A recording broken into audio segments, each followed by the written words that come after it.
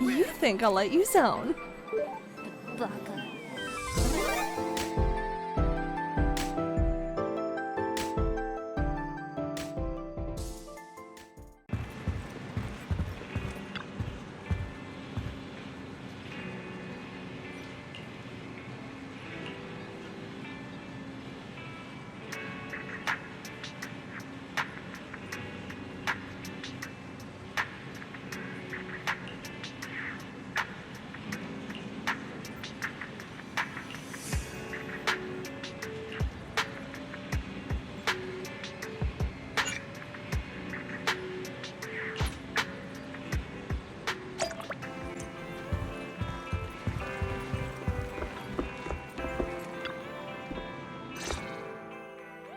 Apologies for the intrusion. I'm Hugo. Let's just say I'm something of a collector. I've heard your video store is the most classy one in all of New Eridu, and I must say, it absolutely lives up to its reputation. The ambiance here is understated yet refined, elegant but still cozy. It's so soothing, like a steady beacon in the dark. I've also noticed some well-known individuals frequenting this place, including elite members from PubSec and HSO. Your achievements at such a young age truly impress me. I'm flattered, but you give us too much credit. Trust me, I'm being honest. I do find your store quite special. So, I guess the rumors about this place are true. Children of devils.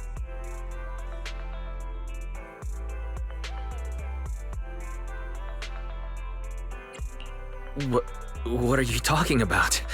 I'm not following. Am I imagining it? Or do you seem really nervous all of a sudden? Children of Devils is an old movie I've been searching for, but it's so niche I can't find a copy in good condition. Or perhaps, did this movie remind you of something else? You're imagining it. I'm just surprised there's a movie we haven't heard of. No worries. Like I said, this movie is rather niche. Despite the word devil in the title, it's actually about vampires. I'm sure you already know. Vampires were a popular fictional concept back in the old civilization. Typically, they are pale-skinned, well-dressed, exuding a mysterious and dangerous aura. But beneath their immaculate facade lie lethal fangs for draining human blood.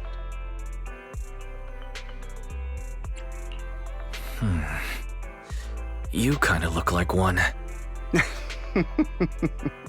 I'll take that as a compliment. Too bad vampires don't actually exist in New Eridu. Oh, and I don't feast on human blood. In fact, if anything, I'm hypoglycemic. Anyway, back to the movie. It's about a man who unwillingly turned into a vampire and after years of plotting, finally kills his evil father and ultimately dies in the process. So, it's a tragic story. I actually think the ending is pretty good. At least he accomplished his goal, and death was just the price he was willing to pay. Well, it's a shame you don't have the videotape I'm looking for. I'll just grab a copy of every movie you currently have for rent.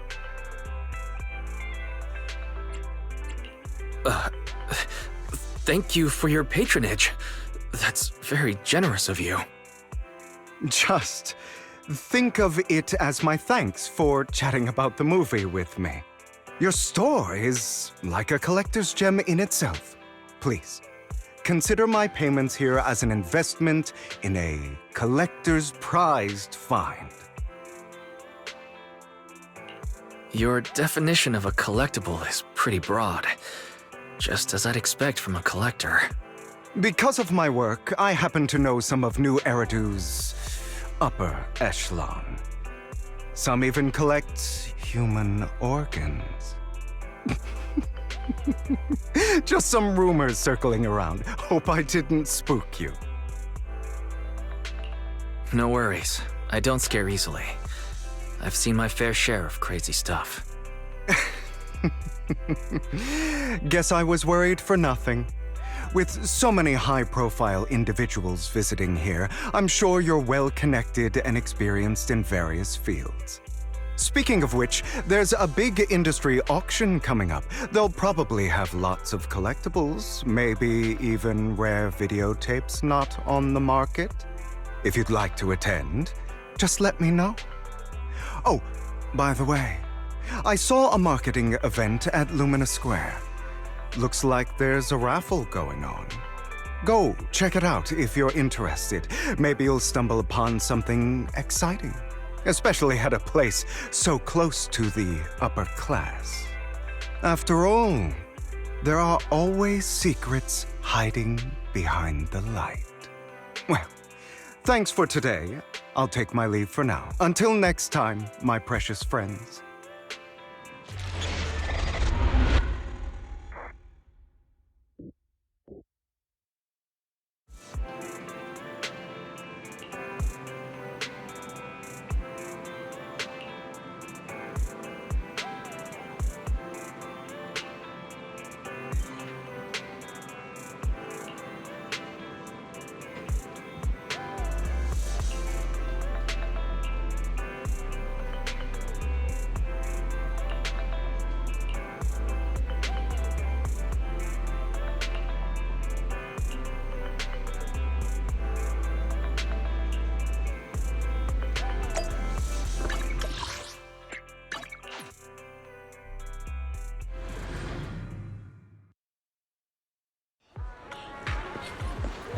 You there! Why not come try your luck?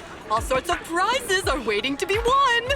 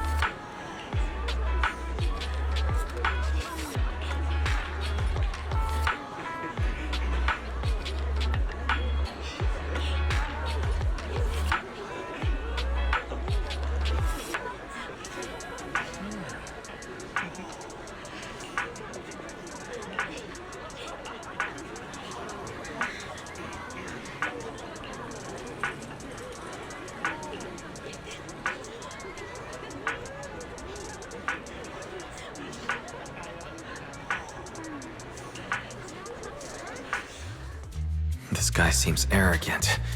Maybe I should take a tougher approach with him. Quit the act. I've seen right through you. You may look harmless, but I know you have a secret identity. Your crafty skills have caused headaches for countless people. Not to mention, you're revered in your field. Everyone knows who you are. Your true identity is a member of the most infamous band of thieves in New Eridu, Mockingbird!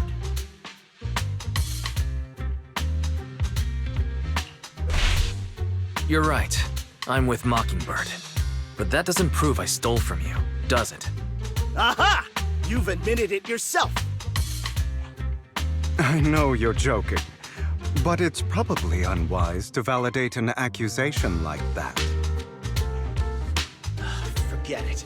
Clearly, you have no idea who I am. I'm Curtis Ravenlock. That's right, of the esteemed Ravenlock family from Tops. You'll face consequences for crossing me.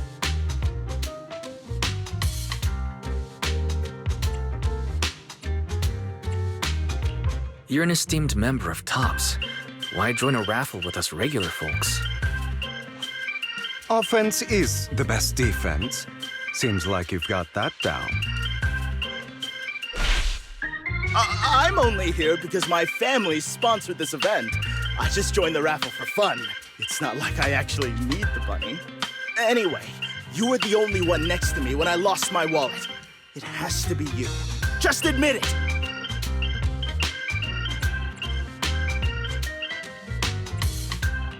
Listen, you can't just throw accusations around. You'll be held accountable for what you say. I did not steal your wallet. But if you insist that I did, let's go to PubSec together. Of course, if you can't prove it, I'll be pressing charges against you. Press charges? That's a bit too extreme, don't you think? Looks like you found the right approach to deal with people like him. In any case, my wallet is missing. It had a ton of Denny's, so someone's got to answer for that.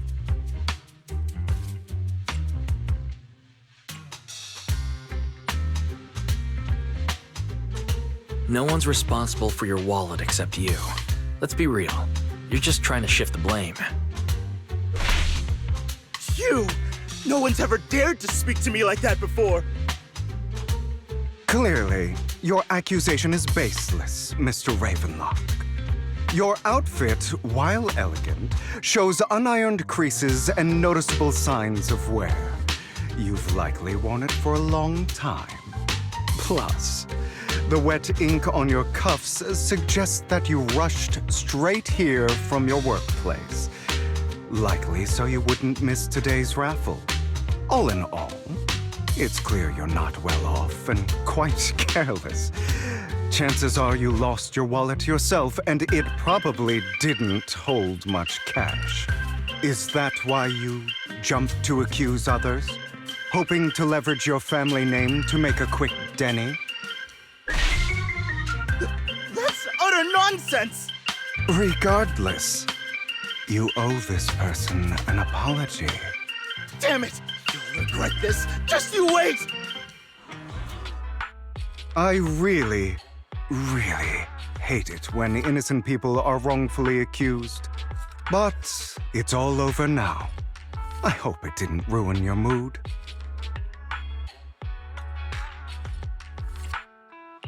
I still have some doubts. Did he really just drop his wallet? Regardless of what really happened, he got what he deserved.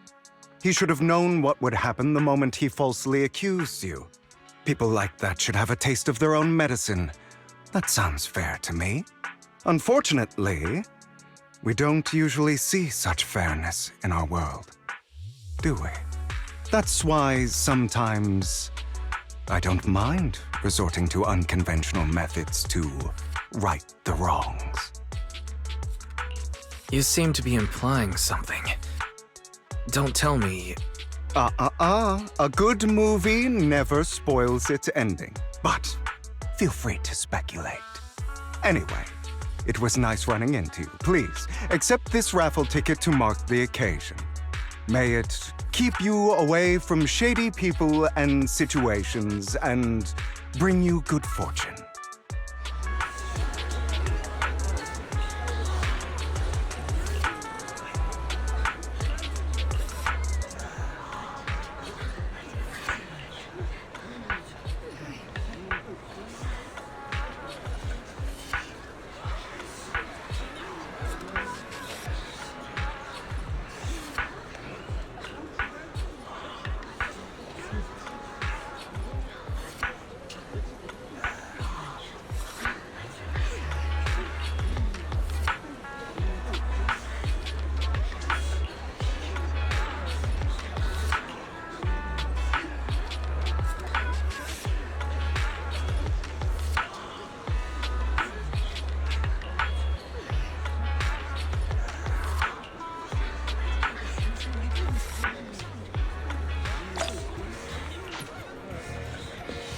Anyone else want to redeem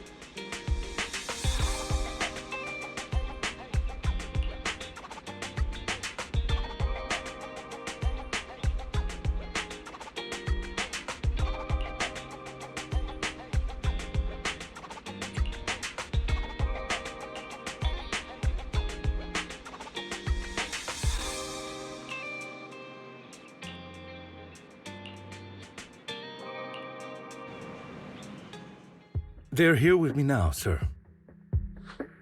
I'm glad to have the chance to speak with you, young'uns. Helios Academy used to be a peaceful and comforting place. I know you still can't fully trust me, and I understand that completely. But please do know that I mean you no harm. Your teacher, Carol, and I, we used to be friends. She was a kind person. I was truly sorry to learn that she was the one held responsible for the fall of the old capital. She was innocent. There must be something else behind it. I hope so too.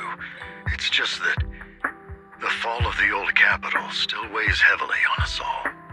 But I believe you just got caught up in all of this. I'm sorry for what you've been through over the years. It must be tough. One day, we'll find the evidence to clear her name.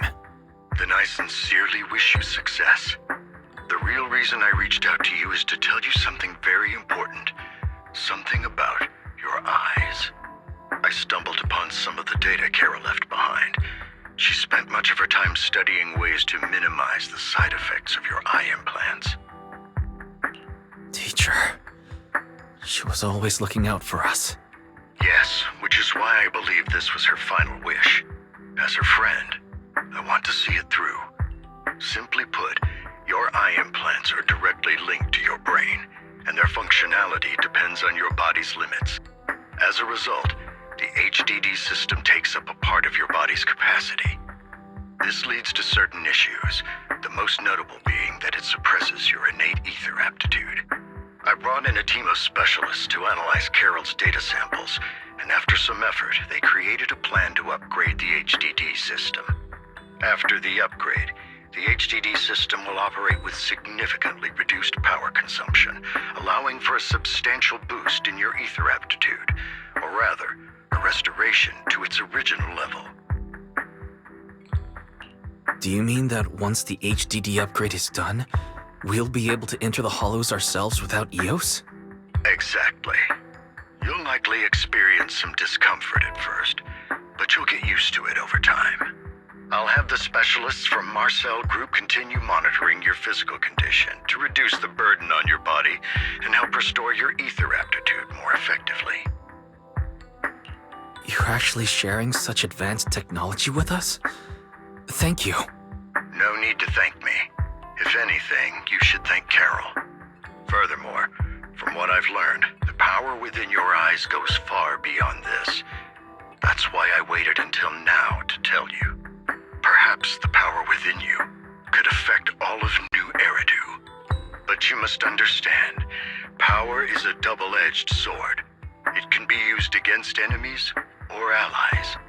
As the mayor of New Eridu, I must ensure everyone's safety. So I hope you'll forgive my caution. I'd been observing you for some time. That said, I'm confident to say that everyone at Victoria Housekeeping speaks highly of you. Miss Belle and Mr. Wise are both kind and honorable individuals. I believe they'll use their power for the right cause. Yeah, they're both good people. Thank you for your kind words. Even though we have no idea what this power is. You're not just making it up to get our hopes up, are you? Of course not. It's just that I don't have much information right now. I'll let you know as soon as I do.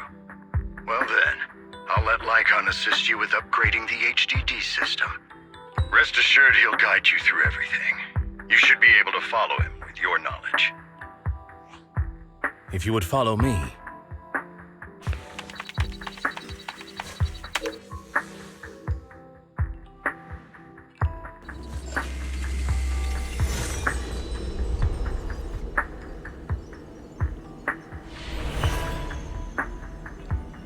How are you feeling now? All good, I think. Really? I'm feeling a bit off. Your body is adjusting. Give it time to adapt to the changes. As a precaution, hold off on entering the hollows until you feel better. I see. In that case, I'll sit back and help Wise for now. It's quite impressive one of you adapted so quickly. Your ether aptitude is now on par with most Hollow investigators, meaning you're ready to explore regular Hollows. But you must be careful at first. Lyacon, Ellen, why don't you two go along? One of the data piles in the Hollow near the Metro is malfunctioning, and we need a skilled proxy to address it. I'll assign this task to you. Of course, you'll receive fair compensation upon completion. Take your time in the journeys ahead. You've got plenty of time to uncover your full potential.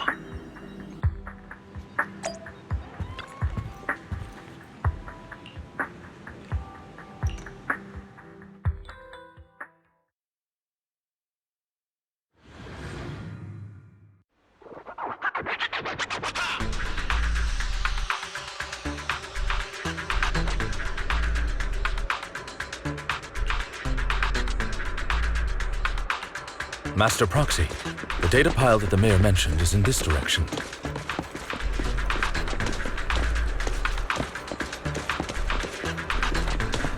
Let's keep moving.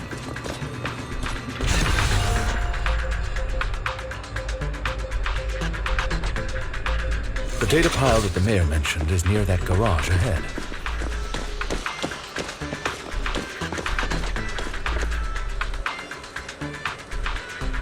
What a pain.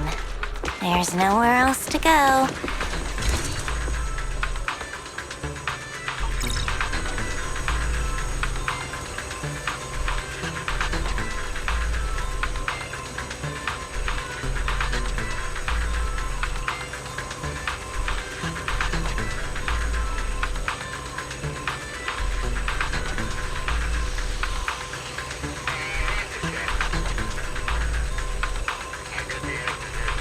We should search for the passcode nearby to disable the laser, and then move the train.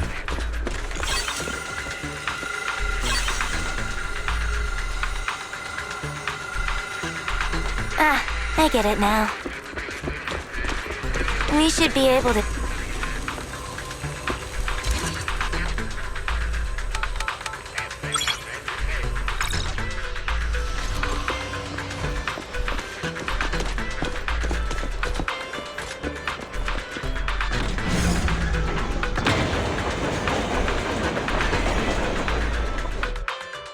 How are you feeling now, Master Proxy?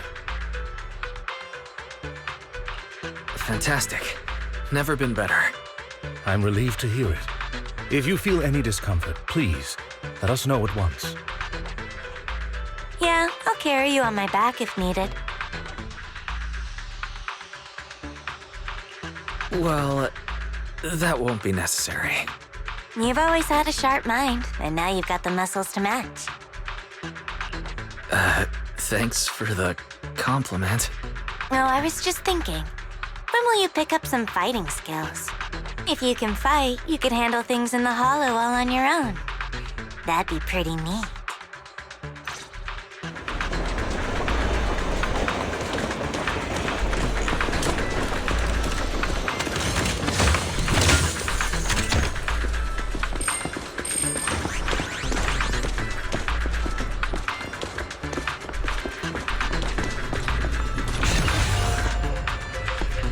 Master Proxy, the data pile is right up ahead.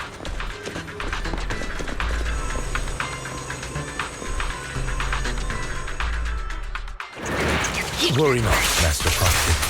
We'll ensure your safety.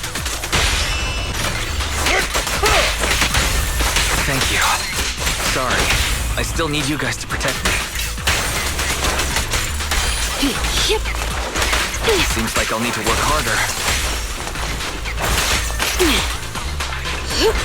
Roxy, you don't need to push yourself so hard. You're already pretty great. Just leave the rest to us.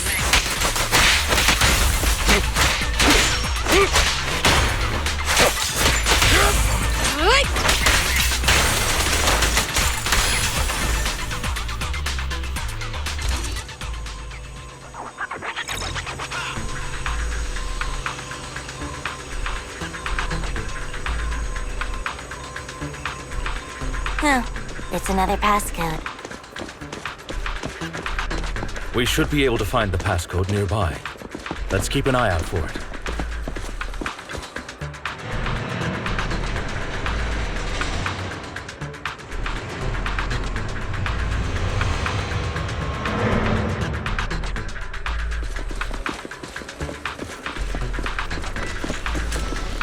Maintaining the data piles in the hollows requires a proxy with the utmost professionalism.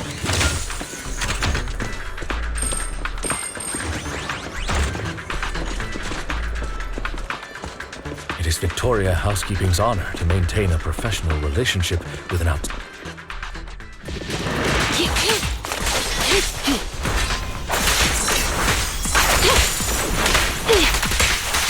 Take this.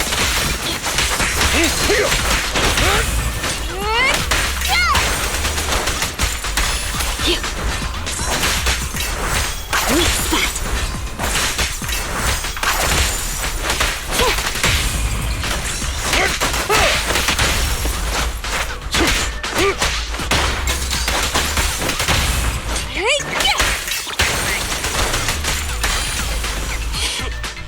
Master Proxy, let's take a look around this area. We might be able to find clues regarding...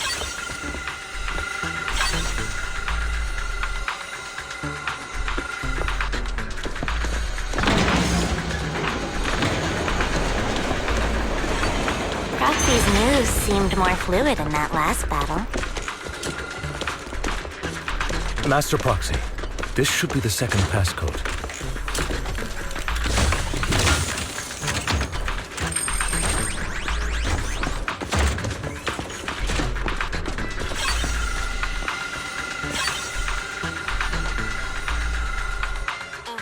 Master Proxy, we've been in the hollow for quite some time. How are you feeling? Stand still. Evade, now! I feel fine. Nothing unusual, actually. That's good to hear. After all, this is the first time you've entered a hollow since the system upgrade. Best not to overdo it. Okay, boss. Let's end this fight quickly. Get lost! Take a break. What a pain.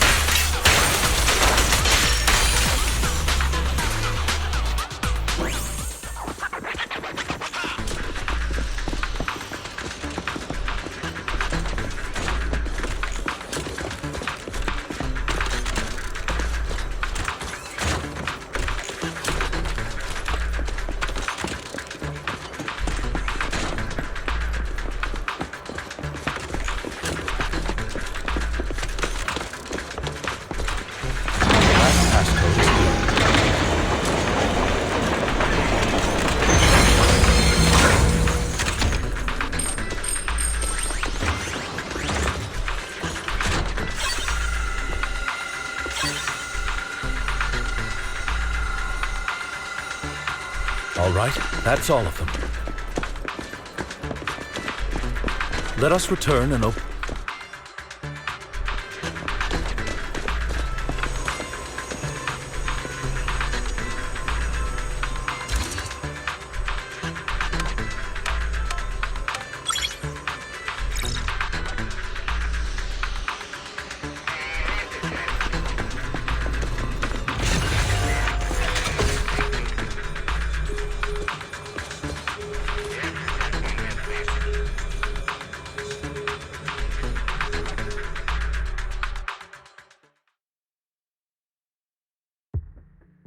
The mission was a success, sir.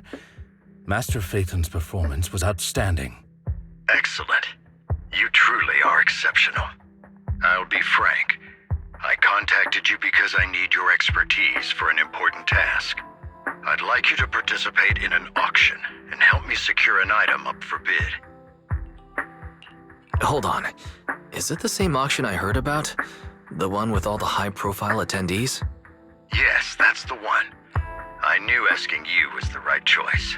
Since you're aware of it, I'll get straight to the point. It's related to the sacrifice you encountered. Sacrifice? It's back? Remember the sacrifice you took down near the construction site?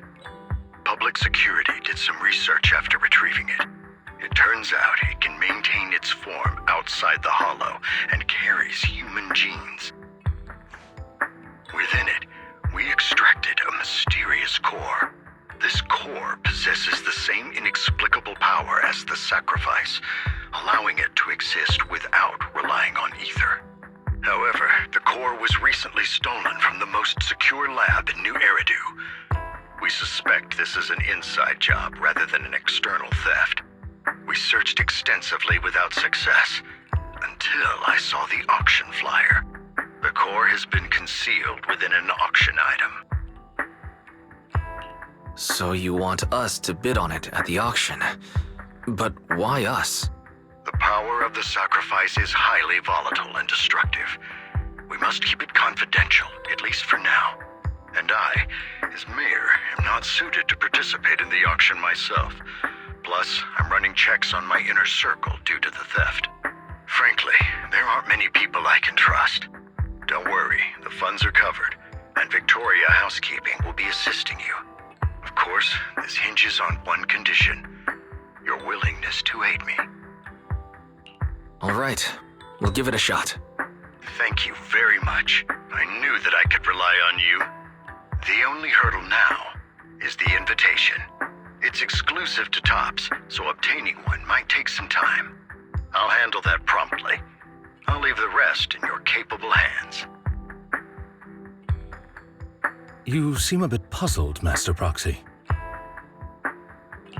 The relationship between the mayor and Tops seems rather delicate. You're quite perceptive.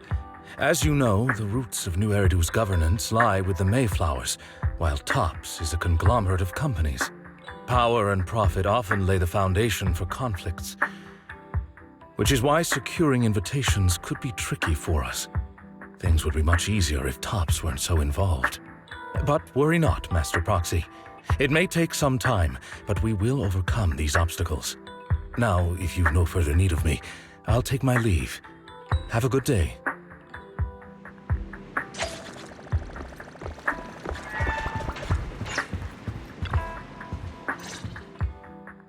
Didn't that collector Hugo mention if we wanted to attend the auction, we could give him a call?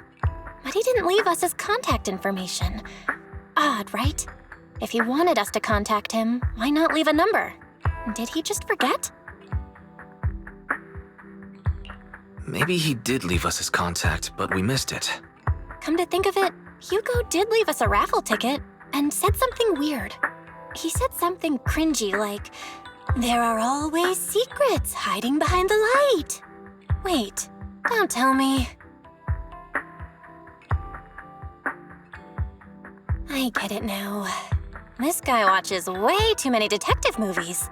Anyway, let's try contacting him. Aha, it's you! The manager of my favorite video store.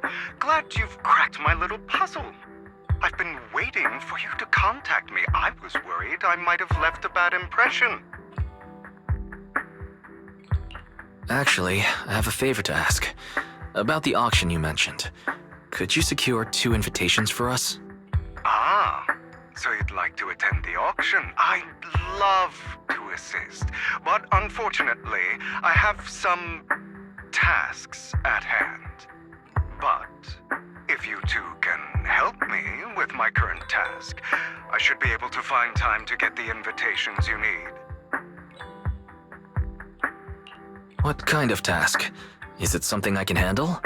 Nothing too dangerous, I hope. Don't worry, I would never put you in danger. Let's discuss the specifics in person. I'll wait for you at Do Gardening Shop in Lumina Square.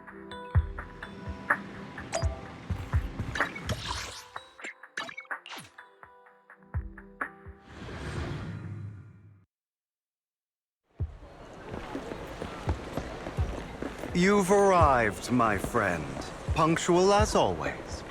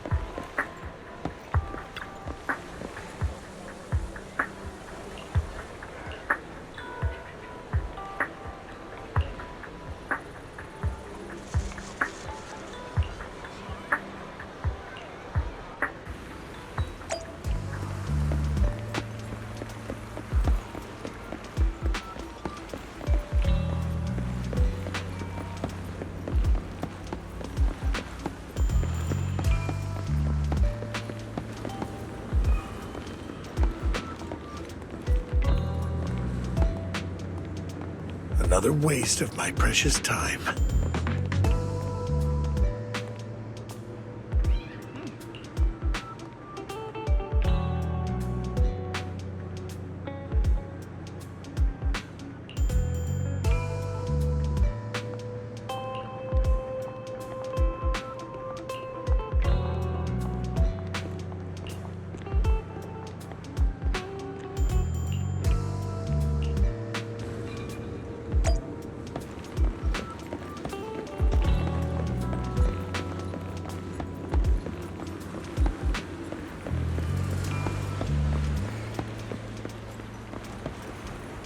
This time, I'll lead the family back to the top.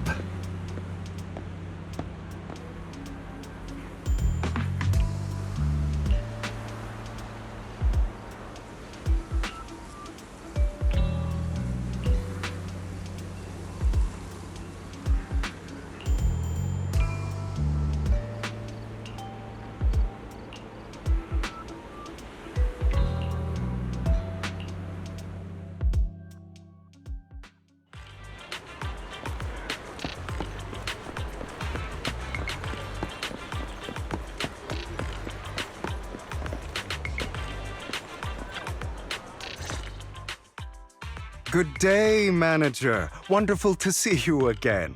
You're as sophisticated and charming as always. About our previous discussion, I assume you've made some progress? I see. Looks like it's more complicated than I thought. I appreciate your help. Here are the promised invitations for you. One was mine, but I won't be able to attend as I'll be occupied that day. I had to pull a few strings to secure these invitations, so please don't mention where they came from. Otherwise, someone might come hunt me down. Wait, seriously? Is the auction really that dangerous? Well, when you dance with sharks, you can't avoid risk. But I have faith in you, dear Manager. I'm entrusting you with my life. Don't worry, my lips are sealed. And so are my sisters. I've been meaning to say, you're so close with your sibling. I'm kind of jealous. What's your view on family ties, Manager?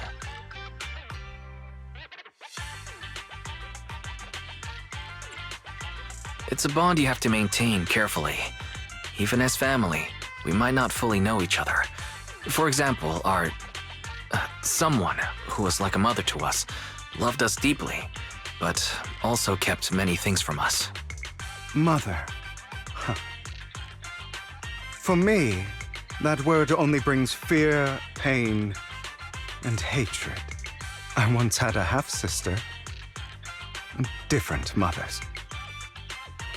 Had? You didn't have a fallout over some big argument, did you? No, we never argued.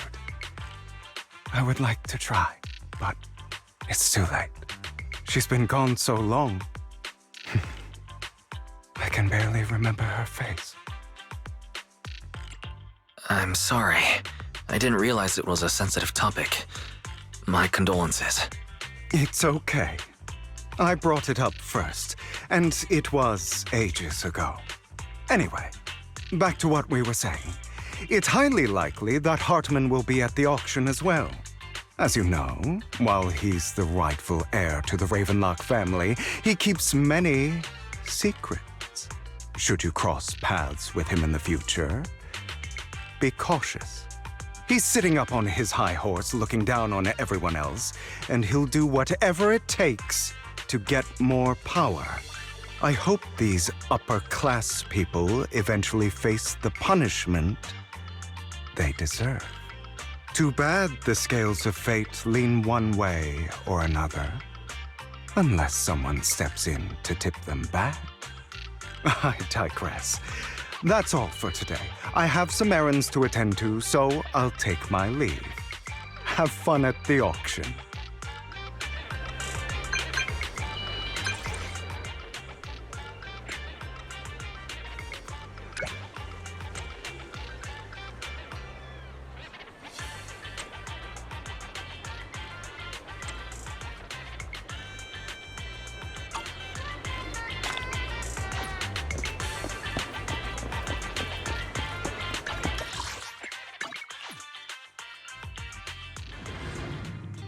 It is a pleasure to see you again, Master Proxy. It's been a while.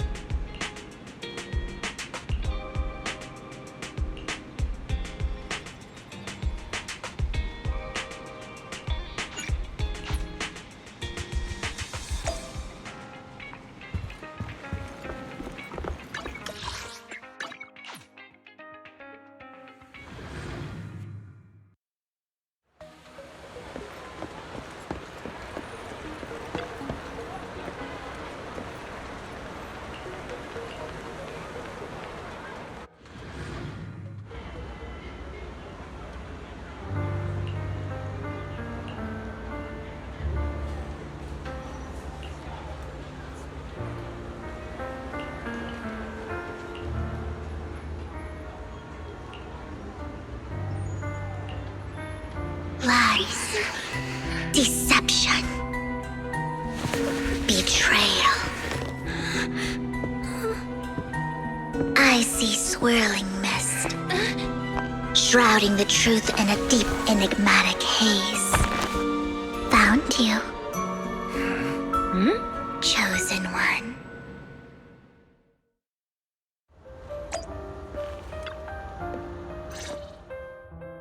You are exactly as I thought you'd be. Chosen one? What's that? Sounds like something from a tacky novel that was popular a decade ago. Words can only convey so much, so it's understandable if what I say doesn't make sense to you now. But you'll know what I mean soon enough. Young lady, I know you might think I'm lying, but I'm telling the truth. That item was my late husband's keepsake, and I had to pawn it due to financial difficulties. But I can't bear to see it auctioned away to who knows where. I'd never be able to get it back. Please help me bid for it. There's a hidden flaw in that item. If you point it out during inspection, it will be withdrawn from the auction and returned to the pawn shop. That way you won't have to pay for it. In return, I'll offer you some compensation. It may not be much, but it's all I can manage. Please. Mom, please don't cry. Your story might be genuine, but your intention is not. Besides, this has nothing to do with me. Your misfortune is not my concern. Young lady, you don't look like you're struggling for money. How can you be so cold-hearted? I'm sure this refined individual here feels the same way. Huh? Are you referring to me? Yes, you! If you're willing, could you please... The auction is about to start. I'm not sure how you gained entry, but I'm sure you don't want to be driven out with your daughter. And you? Here's a little piece of advice. Don't let your sympathy easily sway you in an auction like this. Otherwise, you might get swindled. I'm Vivian, by the way. Pleasure to meet you. Dear guests,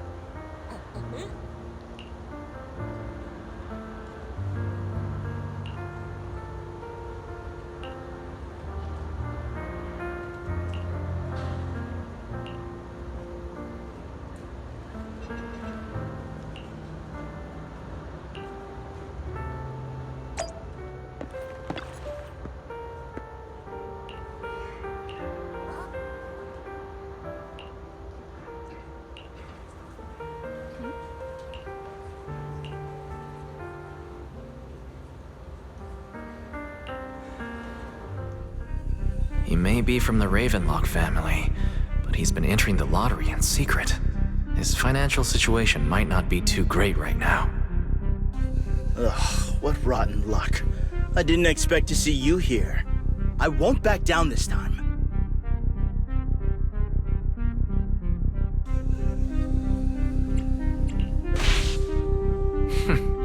Aren't you that bigwig from the Ravenlock clan? Surprised to see you at the same auction as us commoners. This is the top auction in the industry! I really don't know how you got an invitation, but I doubt it was through legitimate means. You seem a bit hesitant. His accusation isn't true, is it? You should just give up already. I'm dead set on getting this item.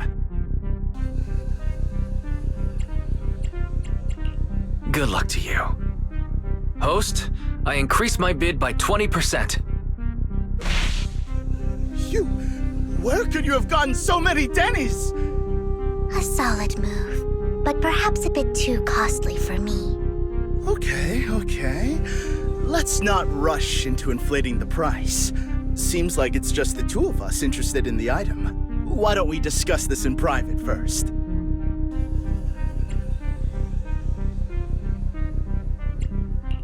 No matter what, I won't back down. Ugh, I didn't expect you to be so determined. This is the perfect moment to shake your opponent. You're really stubborn, huh? Is it really worth arguing over such a small collectible? That's right. The Denny's in our pocket is our biggest advantage. Host, I'm raising the bid. The price is way more than it's worth. Forget it, I'm out. It's a bit overpriced, but it's still acceptable. Regardless, congratulations on your winning bid. Though in my opinion, its aesthetic style is a bit ahead of its time. But as long as you like it, that's what matters. After all, the true value of art is in the love people invest in it. The next item is truly exceptional. The final creation of a legendary artist, the only one of its kind in all of New Eridu. The artist's tale is quite fascinating. Unrecognized during his lifetime, his works were discovered by art collectors after his death and became hugely popular. Because of this, authentic works are few and far between, making each one incredibly precious. And this stunning final piece, anyone who loves his work won't want to miss it. Without further ado, let's get started! Starting bid, 200 million Denny's! If I can get it for under 500 million, I can still turn a profit. 300 million! If I'm not mistaken, Wise, isn't that the item the woman asked Vivian to bid on? Yeah, that's the one. If our budget allows, perhaps we should. 1 billion. Even if his final piece is a collectible of this quality, starting at $1 million right off the bat. Since she doesn't have to earn her own money, any bid is just a number to her. Was that Vivian? Wow, she just said, "Don't let your sympathy sway you," then went ahead and bid anyways. Yeah, but she can literally afford not to take her own advice. Ooh, this elegantly dressed lady certainly has refined taste and deep pockets. So, is anyone ready to challenge this young lady? Invest in the legacy of a talented artist who left us too soon. Its value could double in the future. I'd advise against it. I'm going to bid on this no matter the price tonight. This young lady is certainly very confident. Our time is almost up at $1 billion. Going once, going twice, going 3 times. Sold for $1 billion. All right, ladies and gentlemen, that concludes the first half of the auction. Please feel free to unwind in the lounge for a bit, as more treasures await in the second half.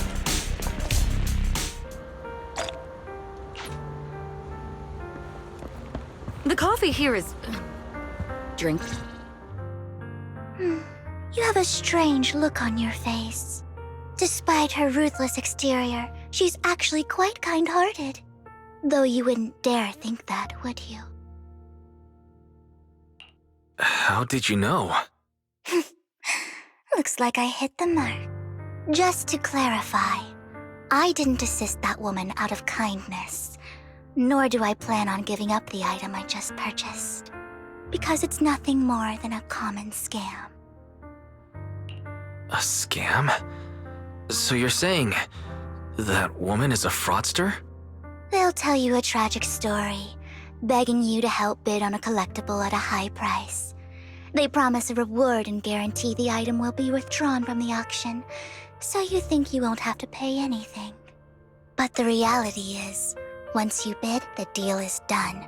No going back, and you end up shelling out a hefty sum for something worthless.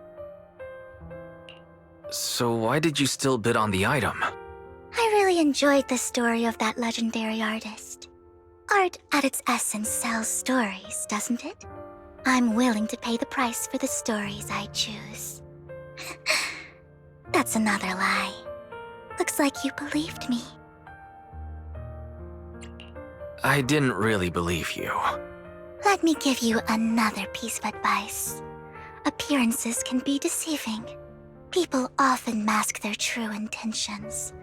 Sometimes, what you can't see is the real truth.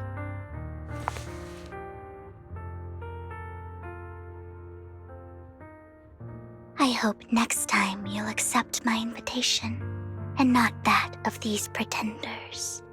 I'll see you soon, my friend of many secrets. The second half of the auction is...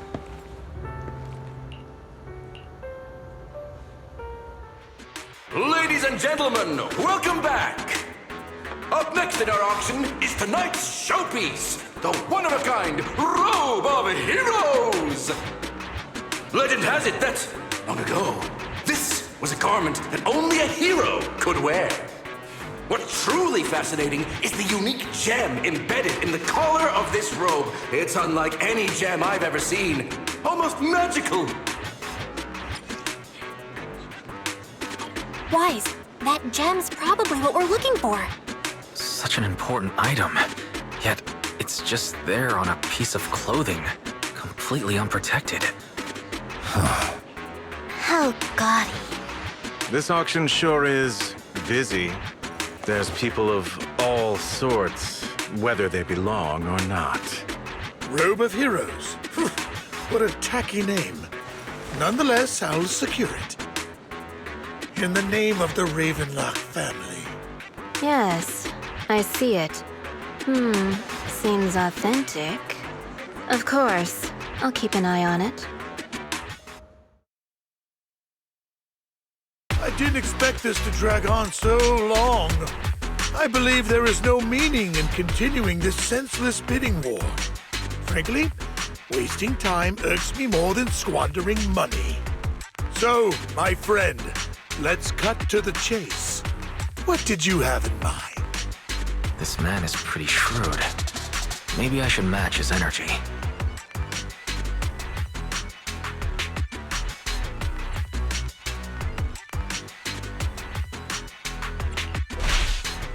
All I want is that Robe of Heroes. What a pity. We both have our sights set on the same item. It seems there is no hope of us coming to an accord. I'd suggest taking a less direct approach with someone like Hartman, lest he prey on your weaknesses. There are more antiques in this auction than just the robe. Why rush into this? You might find something else you prefer.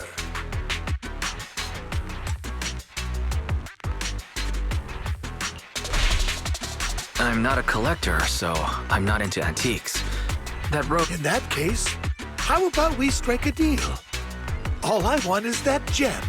So, if you cease bidding now, I'll take the gem and you can have the rest of the robe. How does that sound?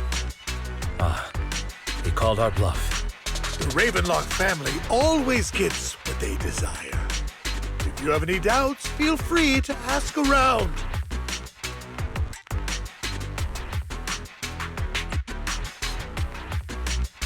What a coincidence. I, too, always get what I want. You're quite confident. You know when to stand your ground. Well done. My time is valuable, my friend. I've already lost a significant amount of Denny's talking to you.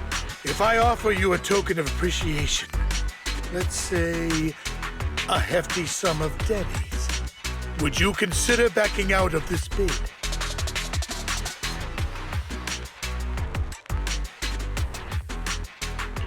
In that case, if I were to give you a hefty sum of Denny's, would you back down? I fear my price is beyond your means. It's been a while since someone dared speak to me like that. All right, since I can't sway you, we'll have to settle this with our financial power. But let me be clear. No matter how high it goes, I won't back down. Drat. Though the mayor gave us a substantial amount of Denny's, I have a feeling it won't be enough to win against someone with this amount of financial power.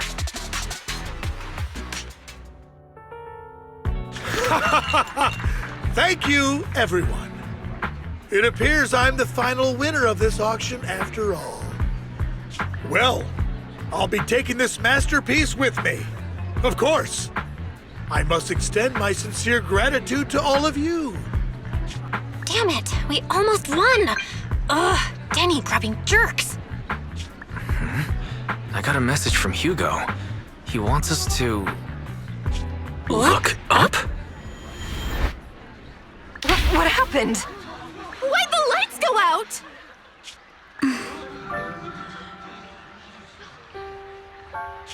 What's going on?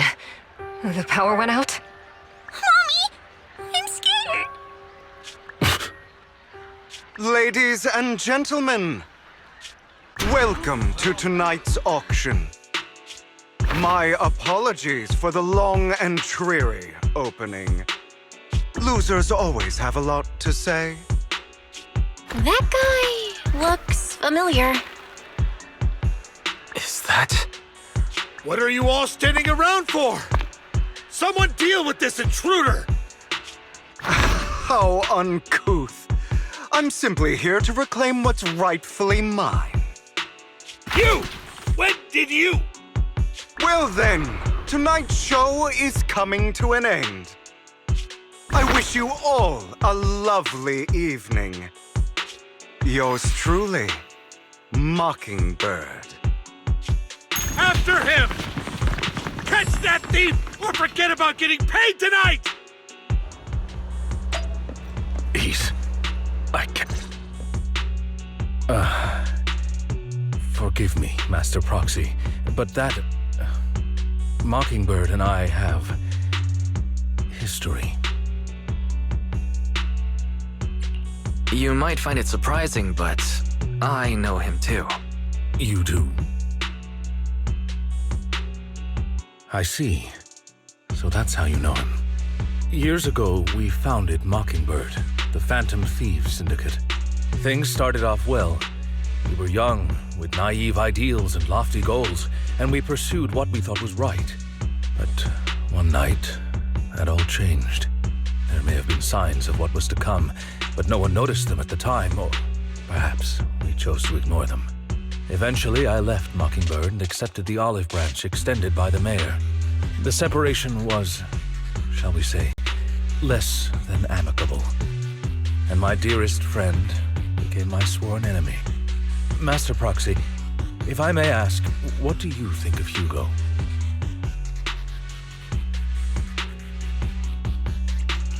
Though he helped us before, and he seems pretty nice, I can't help but feel something's off. He is a part of Mockingbird, after all.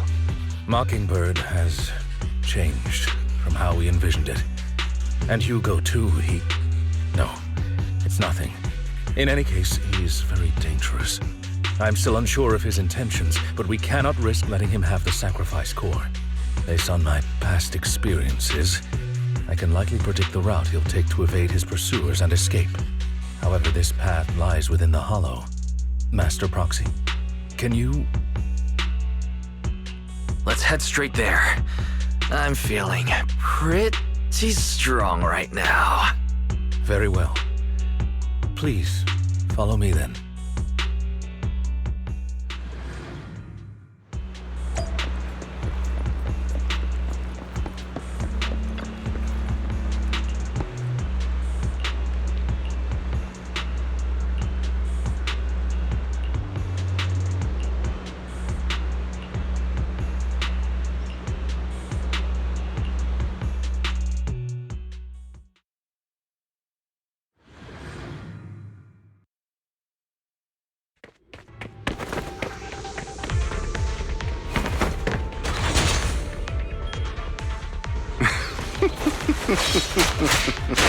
As I thought, Hugo really is here. When we were still working together, he would often choose routes that were difficult to attack, yet easy to defend. Master Proxy, the layout of the port is complex. Ethereals may jump out from any corner.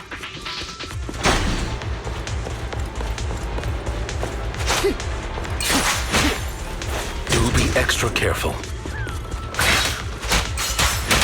There are so many ethereals. They don't seem to be phasing him at all.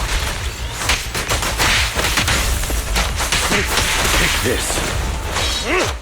Though I am loath to admit it.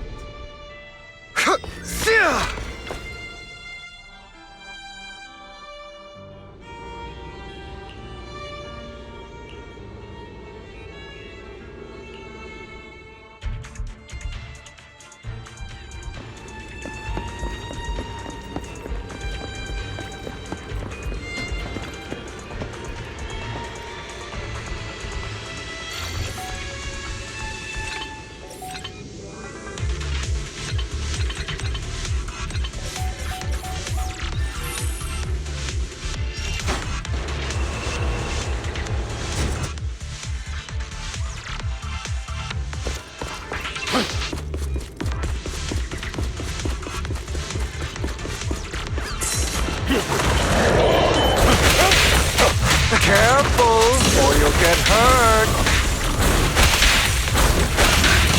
I'm not going to let you have your way. Amateur. Master Proxy.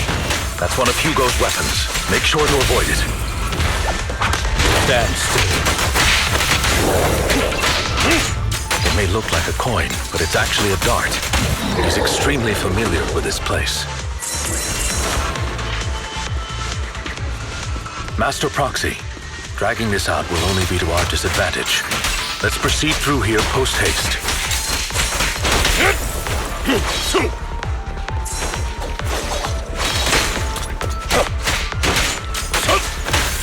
Be gone! Clear out!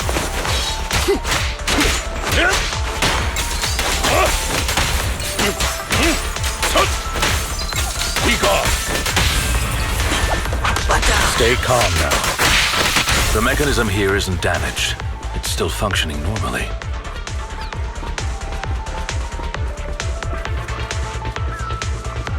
Something's not right. It feels too easy, almost as if...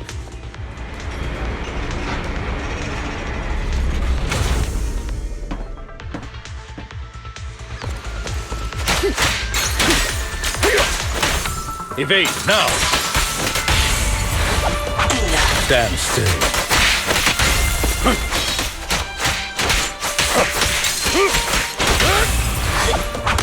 Stay calm now.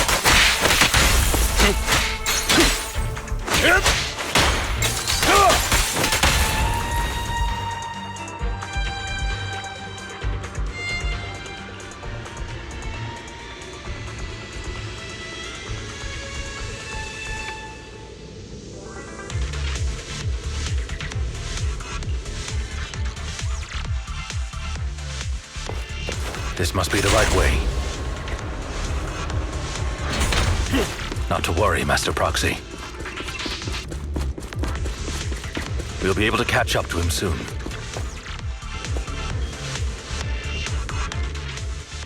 It should be this way. Are they from the auction. No, they shouldn't be able to track Hugo here. They're likely just hollow raiders. Back then, Hugo would typically retreat into a hollow after securing the goods. And as his partner, I'd be responsible for leading the pursuers astray. I'm unsure if he has a partner now, or who they might be if he does. Well, Phantom Thieves usually have partners.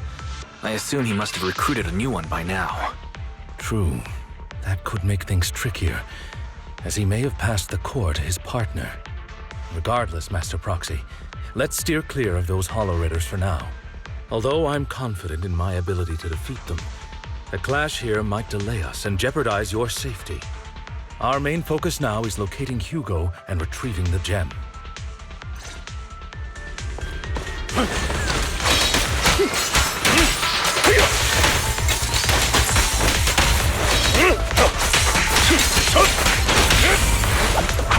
Stand still.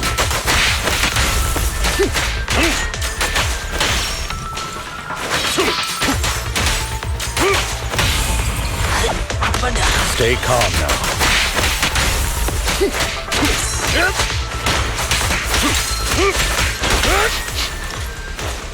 He should be nearby.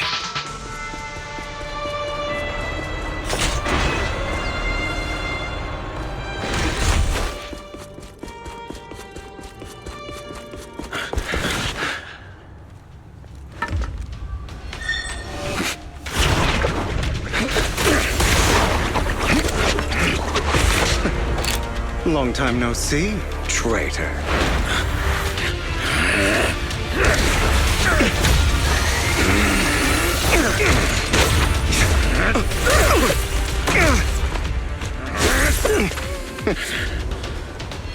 It was you who broke the oath, not me. You haven't changed, pompous and self-righteous.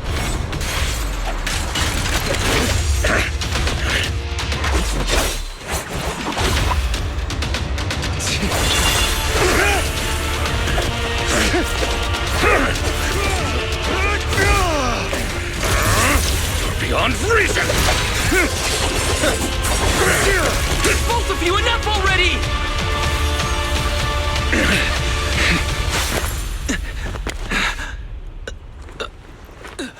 Master Proxy. Are you all right, Master Proxy? Any injuries? I'm fine. I just forgot I wasn't using EOS. I thought your attacks would just go over my head. I'm not used to being this tall, I guess. Rest assured, Manager, my blade has always been steady. I'll never point my weapon at my allies, especially not you. As for that oath, he has no sense of control in the heat of battle, even turning on his own comrades. I'd thank you not to spread lies. What? Are you denying it? I merely spoke the truth, didn't I?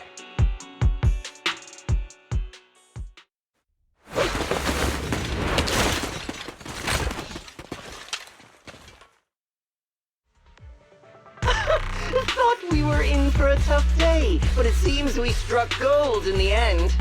If you value your lives, you better hand over all your etheric resources and any other valuables you've got. I have no conflict with you, gentlemen. I'm here for personal reasons, not to mine ether resources. Cut the crap. It's been a rough day, and we need something to make it right. Whatever your business is, pay your dough or bite the dust. Pay our dough. This is the Hollow. You're not claiming this Hollow as your own, are you? Not even the current mayor of New Eridu would dare to make that assertion. Am I correct, Mr. Mayflower Watchdog? You sure have a mouth on you, pretty boy. Don't push it. We've buried idiots like you in the Hollow before, and soon you'll be joining them. I'd urge you to reconsider. Unfortunately, your kind advice has come too late. They've already worn my patience thin. Oh, help me! Scared? Then perhaps you should think twice before you act. You've made your bed. Now lie in it. Sorry! I'm so sorry! Please have mercy! Spare us! We won't do it again! Are you quite done blowing off steam? Don't kill them. I'll hand them over to public security once we're out of... Who do you think you are to tell me what to do? They weren't planning to show you any mercy, yet you forgive them so easily. You haven't changed at all over the years, Lyacon. To hell with you and your foolish fantasies of being some almighty savior. Haven't you learned your lesson from what happened with your eye and legs? My principles remain unshaken. No one has the right to take another's life. Sinners deserve punishment. Do you know how many lives they've taken? I'm merely delivering the justice the world needs. It is not our place to pass judgment. I know I will not sway you. There's no point in continuing this argument. I will stop you. I always will. Go ahead and try. I will defeat you. I always will. Be prepared to kneel before me, traitor. You talk too much. Amateurs. Be gone!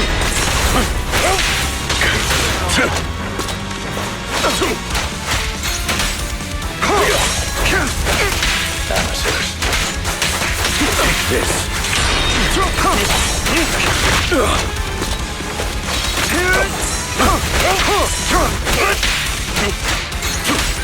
Beg for mercy. Proxy, I'd advise against trusting anyone from the Mayflower family. Or their dog. How many bodies did the mayor step over in his ascent to power?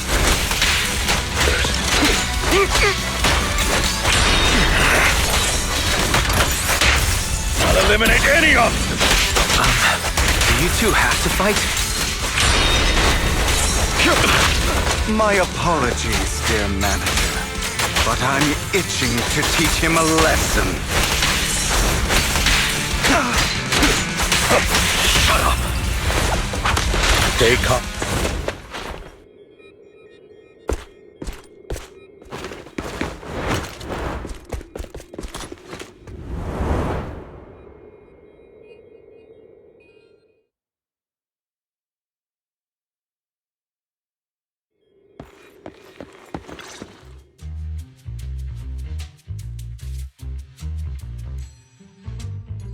Worry not. Mastery of my skills will come in time. But there's something more important I would like to teach you. Something about faith. Does a phantom thief even need faith? Of course. What else would we fight for? For wealth, fame, and power to stand at the top so nothing and no one can imprison us. Isn't that what everyone desires? Or perhaps by faith, do you mean something asinine and empty, like justice, dreams, or friendship? Hilarious. Grow up, Lyacon. It's time to let go of your naive fantasies of being some almighty savior. You just don't get it. All right, enough squabbling. What I'm trying to teach you is very simple. I may not walk the path of justice, but I do not walk the path of evil. There's too much injustice in this world, and there are times when it becomes necessary to right those wrongs with unconventional methods. Taking lives, however, is out of the question. Life is a precious gift, one that nobody has the right to steal. No one should have the authority to judge whether another lives or dies. Keep that in mind. I will. You don't seem convinced, Hugo. As you mentioned, this world is unjust. That's why we must strive to bring fairness to this world. Those who cause harm should face consequences, just as those who take lives should. But not all lives hold the same value. Sometimes, you may need to eliminate one if it means saving more. You're too proud. Your pride may lead you astray. I have my own path and beliefs, Jack. I'll determine for myself what's fair and unfair. Hey, watch your mouth. If it weren't for Jack, you'd be dead already. You're a smart kid, Hugo. Skilled too. You could easily take the life of a sinner. However, what if one day you found out you were wrong?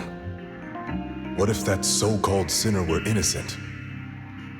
Could you bring them back to life? I wouldn't make that mistake. To err is human. Everyone is bound to make mistakes. It's good you are open with your thoughts. I just don't want your troubled past to weigh you down. Because your hatred doesn't define you. It only eats away at you.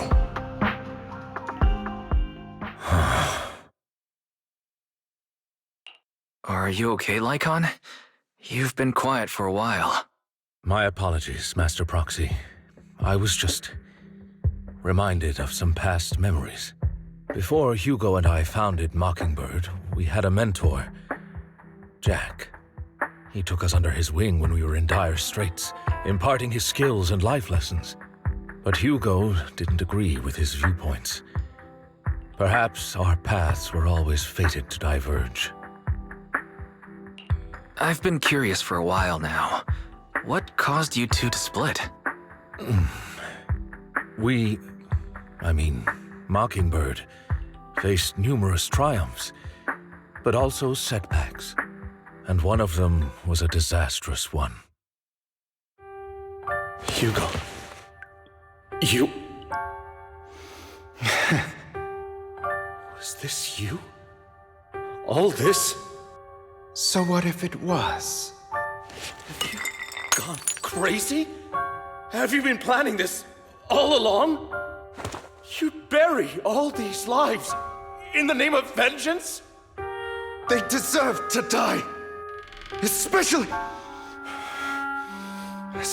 my so-called father. I should have killed him a long time ago. A really long time ago. You know what, Lyacon? There's some people whose only purpose in life is to bring more suffering into this world. Sometimes murder is what brings justice back into this world. And for that, I must stain these hands in blood. Enough! I can't trust anything you say anymore. I'm leaving Mockingbird, now! Where are you going? Anywhere. Someone from the Mayflowers got in touch with me before. Are you mad? You know what those hypocrites in city administration are like. They're no different from tops. We fought them together all this time, and now you're leaving to serve as their lapdog. Are you going to turn your back on Mockingbird? Turn your back on me? The mayor is different from the others. But it doesn't matter. I'm not going to even try convincing you. As your friend, I'll give you one last piece of advice. Please, stop here. Otherwise, the day will come where your hatred and ambition will consume you.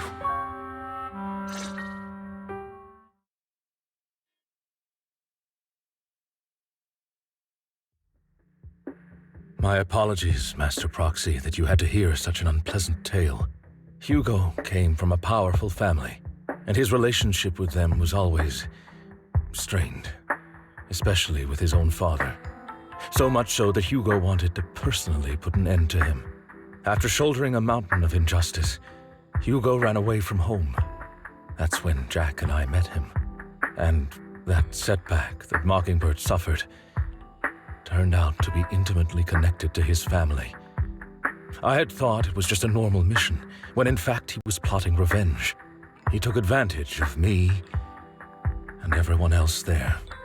I do not mean to pass judgment on him and his decision, but I refuse to accept a partner who is willing to trample over other people's lives for their own desires. Perhaps his family left a mark on him that continues to influence him to this day. In any case, Hugo still has the sacrifice core. We should contact the mayor to plan our next moves. A pleasure to speak with you again. Lyacon has already filled me in on Mockingbird stealing the sacrifice core. I'll deal with it. Anything else we can do to help? I mean, we didn't manage to complete our mission. No. You've done well. It's just not appropriate for you to get involved in what's to come. We've been through far more dangerous situations. Plus, we've dealt with Mr. Mockingbird before, so maybe we could help you. Really, I appreciate your kindness. It's just... Very well. Seeing as you're all people I know I can trust, I'm going to be frank. Not long ago, I received a letter declaring criminal intent. Sir. Lyacon, I know you don't want to place them in danger. I feel the same way. However, I believe they deserve to know the truth. That letter threatened to use a sacrifice to take vengeance against the entire city of New Eridu. What do you mean by vengeance? I believe the person, or the organization, who sent the letter is planning to use the sacrifice to mount a large-scale attack against the city. Everything we've uncovered so far seems to support this hypothesis. As you know, the sacrifice's true power is a mystery and cannot be controlled if anyone attempts to use it as a weapon. This is no small issue. If this gets out, it'll send the public into a panic. Please promise me you'll keep things confidential. Then let us help out. We can do our part too. But it's like I said before, it'll be too dangerous for you. Whichever way you look at it, you're still citizens of New Eridu, and as mayor, it's my duty to protect you. Plus, Carol would be furious with me if I put you in danger. If she were still around. Anyway, I'm not at liberty to discuss this matter any further. Please rest assured that we will handle things properly as the administrative authority of New Eridu. That's right. Master Proxy, please trust us. So that'll be all for today. Goodbye for now.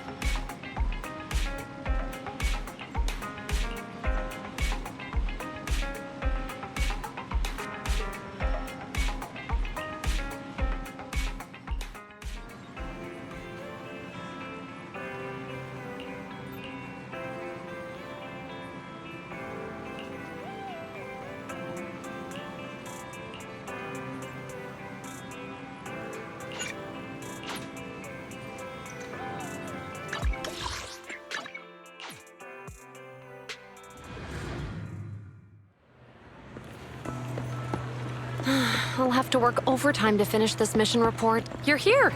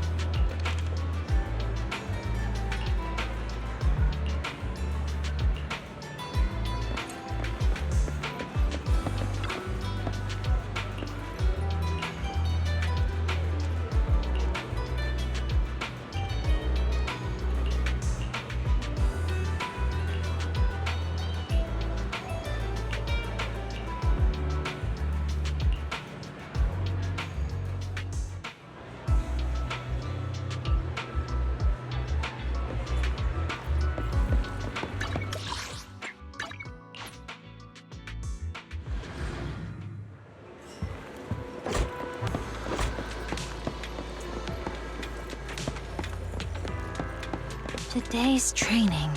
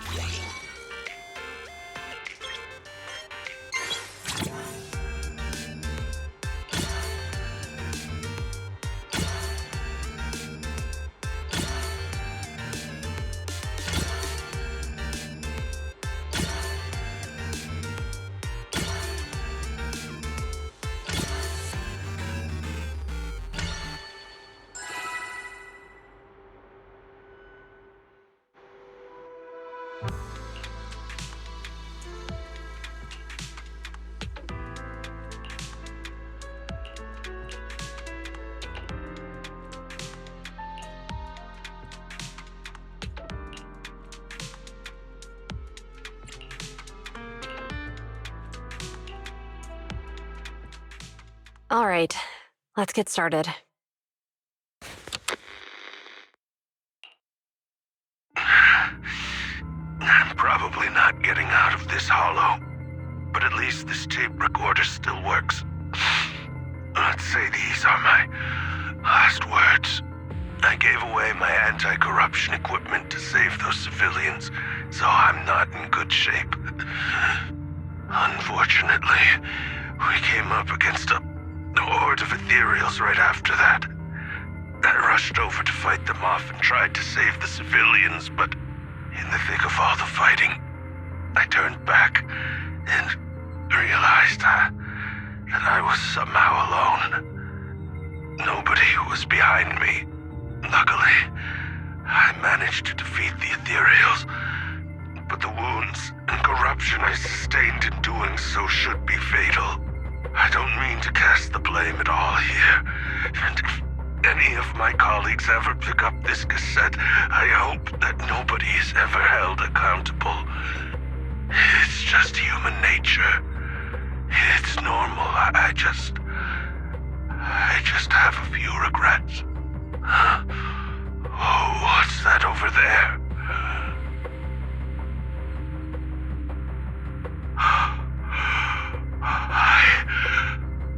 I've seen a miracle. Yes, that thing is right. So long as humanity is in constant conflict against the Hollows, we'll never be able to grasp true power. Only by embracing everything. It's the only way. Only by embracing this power can everyone survive. Oh, Creator, please grant me this!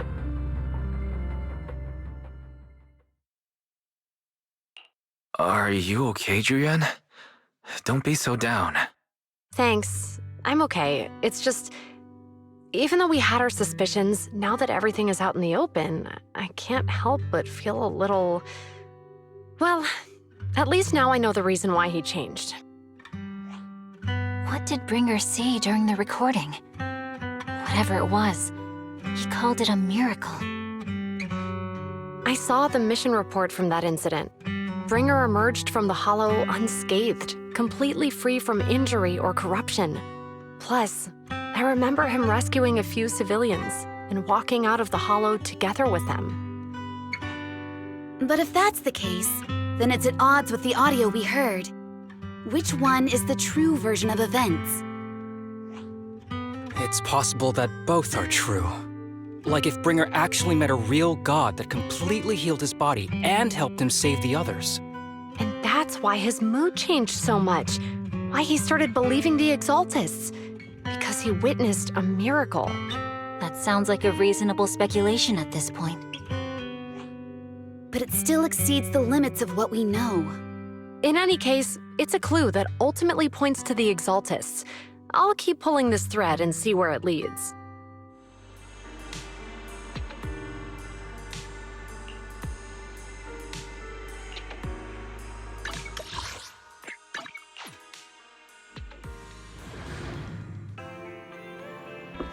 I've been We meet again, Master Proxy. I imagine you've already managed to gain some info from the conspirators. About some people who wish to use sacrifice to launch an attack on New Eridu. So you know about that? I only just found out myself. Because I've been watching you this entire time. I know many things. But unlike those hypocrites, I'm willing to share info with you to show my sincere hopes of working together. I need to find Bringer's belongings. Bringer's belongings? Did he even leave anything behind? Oh, he did. I have complete confidence in my intelligence network. All the more reason for you to work with me. You've probably already guessed. But what Bringer left behind will be crucial for cracking the alleged sacrifice attack. Find it, and we'll finally know what they are after. Who do you mean by they? The Exaltists, of course. They're always lurking whenever something related to sacrifice comes up. Actually, the Exaltists and I, we have a bit of shared history. But no more than that until you officially agree to work with me. I'm still not sure. What's not to be sure about? We both share the same goal, and I won't harm you. By the way, might I ask, you're not proficient at in-hollow combat, are you?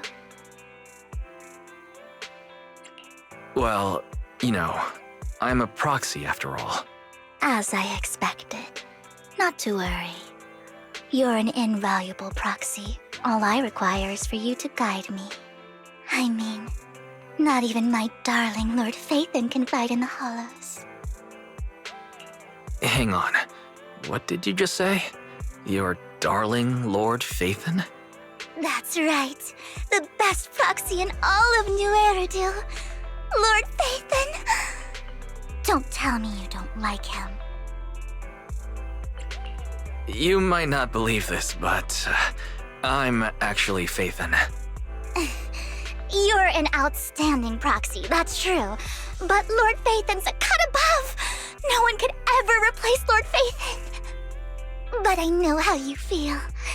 You're actually one of Lord Phaethon's fans too, aren't you? So he's your biggest role model in life and you hope to become just like him, right?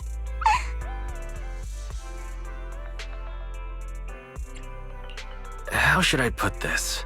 I'm not really a fan of Phaethon. I get it. You're ashamed. Because you love him so much. I went through a phase like that once. But it's okay to be brave and admit your love. Relax. I'm with you as you make your journey, fellow fan. Oh my. Once I start talking about Lord Phaethon, I just can't help myself. Look at the time. I suppose that's all for today then. I'll be in touch with more news.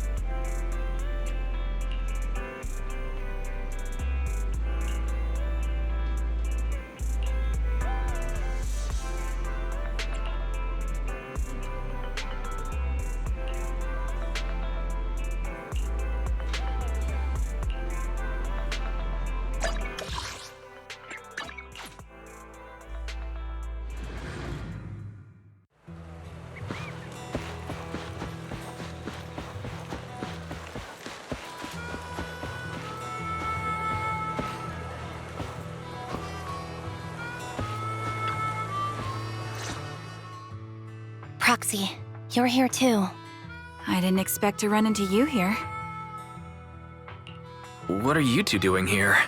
And what's with the new outfit, s-anby? I'm here to investigate that incident. I've recently dug up some clues about the person behind the operation, but my key contact is ultra cautious and keeps demanding me to prove my identity. So, to gain her trust, I decided to meet her dressed like this. Now that everything is completely finished, this uniform doesn't really represent anything in particular. For me, it's just another outfit now. We all have to move on someday. I'm helping her. I want to make sure whoever's behind all this is caught. And who's this young lady? This is my friend, Vivian. We're here investigating a few things ourselves. s-anby, one of the Cunning Hair's most powerful members. And Trigger, an Opal Squad sniper. It's an honor to make your acquaintance. You know us? Looks like someone's done our homework. Is it because of the proxy? You two are practically celebrities. And because of my work, I've got loads of info when it comes to anyone with a name around New Eridu. I see. Seems you're handling your work well. Let's prepare to enter the Hollow. Unless you have any further questions, we'll be taking our leave now. You're going into a hollow? Proxy, you plan on going in like that? Yeah, that's right. I've recovered quite a bit lately, so I don't need any protective equipment in the hollows. Huh. Aren't you that lady from before at the auction? Hello. I didn't expect to see you again, young lady.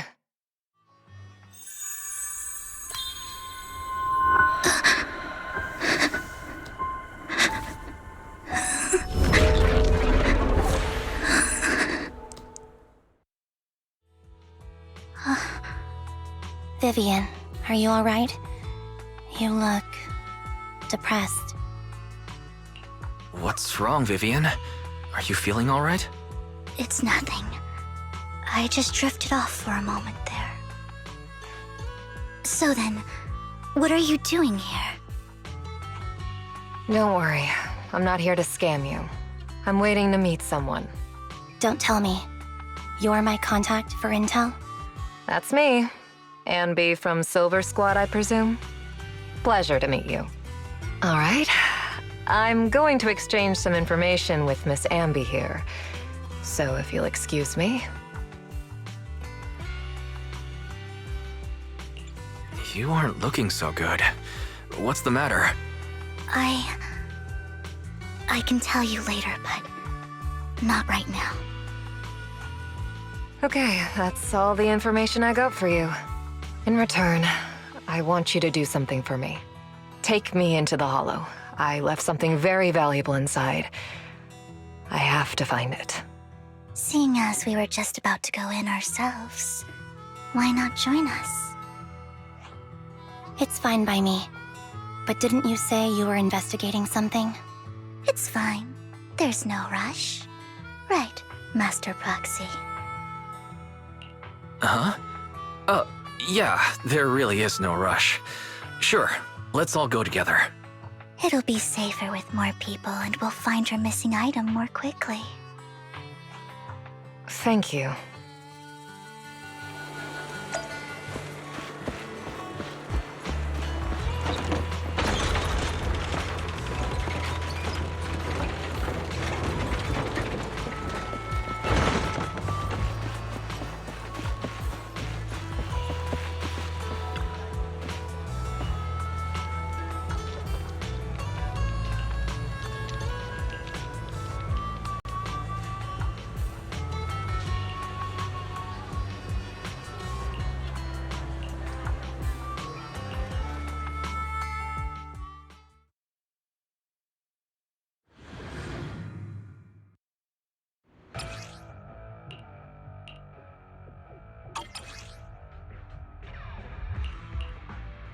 So, what is it that you all plan to do here? We are here to look for something too. Something extremely important. Leave it to me, Anne. Adjusting for wind. New Eridu's future may well depend on it.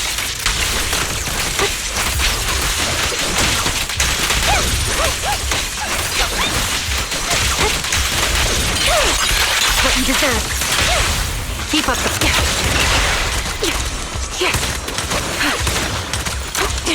Focus up.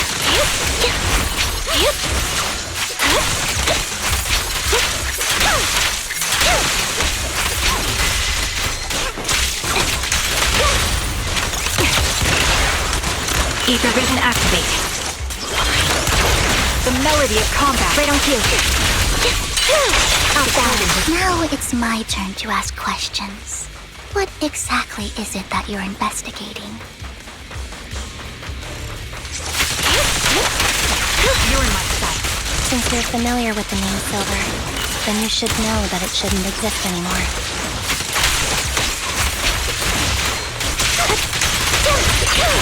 Time to focus. What I'm investigating has something to do with it.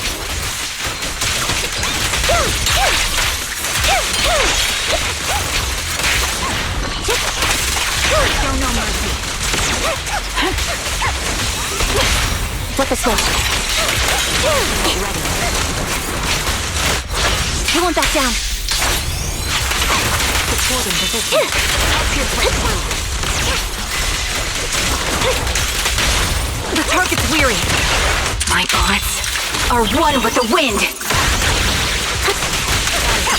Wide open.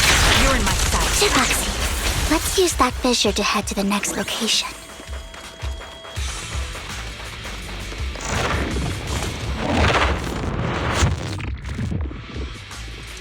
This is the place. So, what is it that you're looking for? A ring. I was excavating ether here before and accidentally lost it somewhere. Please, could you all help me find it? It has to be somewhere among all this stuff here. Sure, I'll start looking. I'll go with you. I'll stay here with her then. Thanks, but you don't have to worry about me.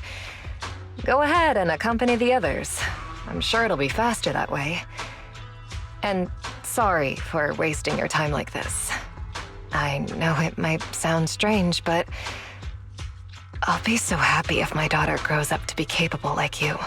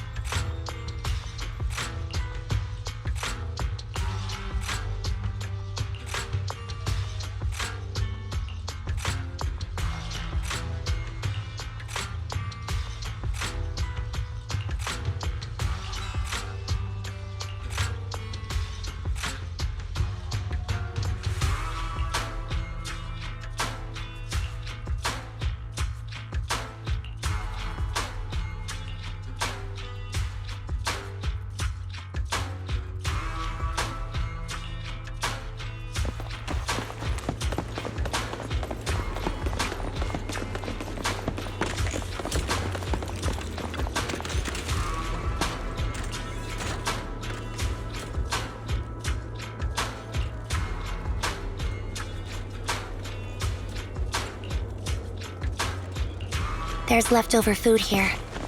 I don't want to imagine what's inside the bag.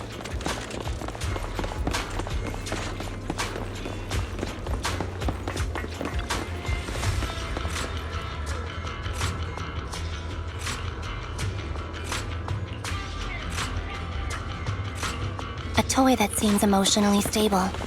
There shouldn't be a ring hidden in it.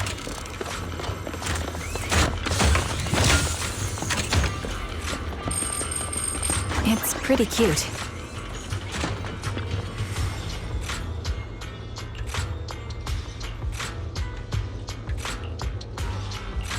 It's a fancy lunchbox? I wonder if its owner is safe and sound.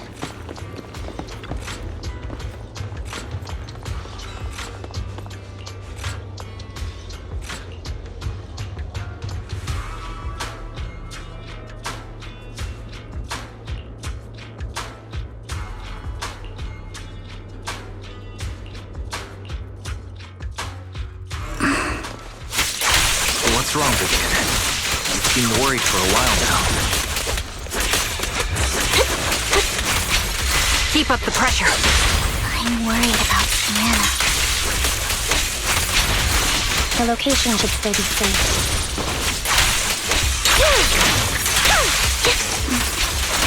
I hope so. Higher.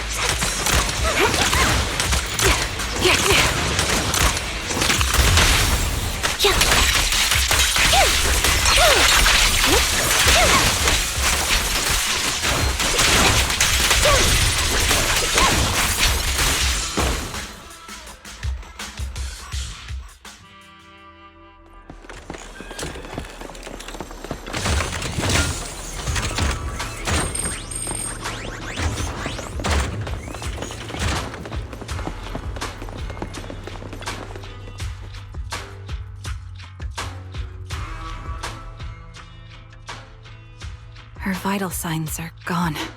What happened? I guess this was her final scam. There's one thing I must remind you. Your time is running out. I'm not sure how you can tell, but you're right.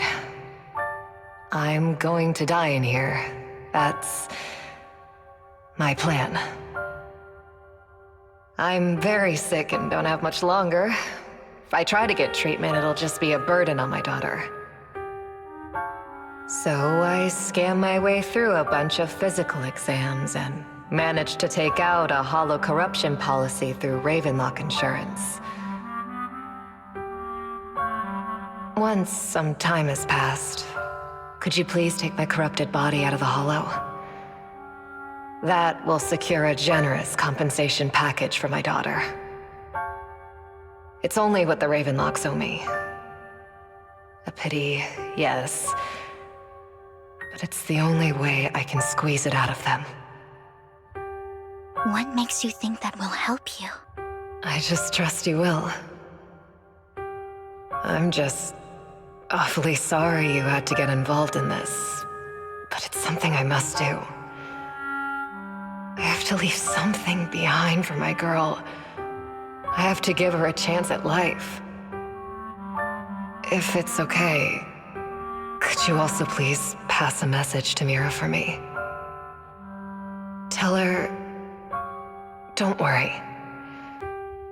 Even if Mommy's body is corrupted, withers away, and turns to dust, my love for you will always be there. Thank you. You're a good kid.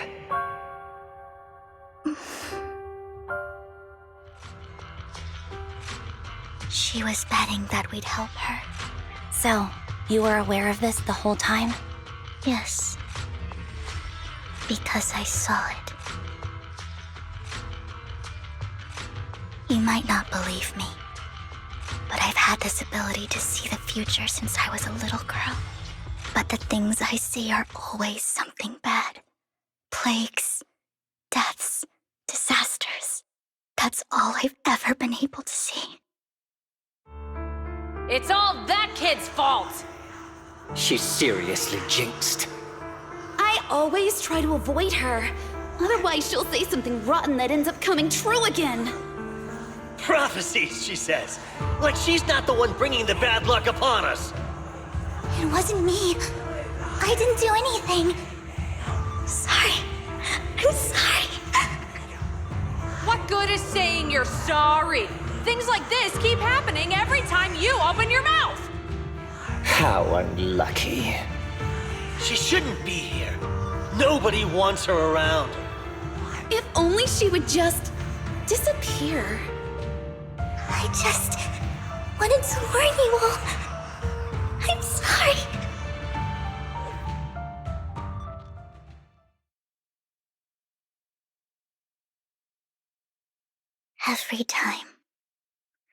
Every time it's the same.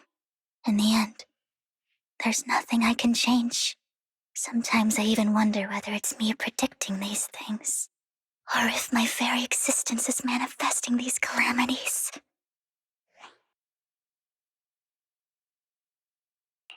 Vivian, it's not your fault. You were just trying to be kind and warn them about impending disasters.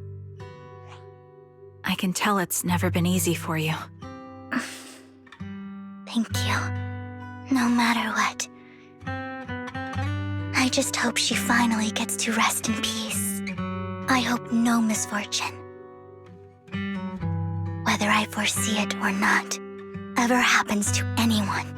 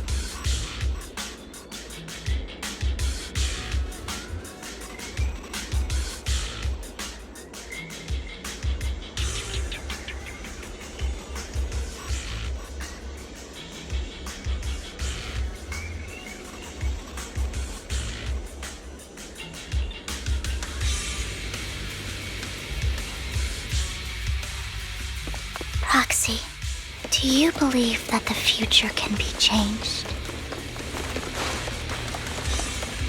In my memories, this has happened countless times already. I can plainly see these misfortunes. Keep up the pressure. Why can't I even have a sliver of happiness?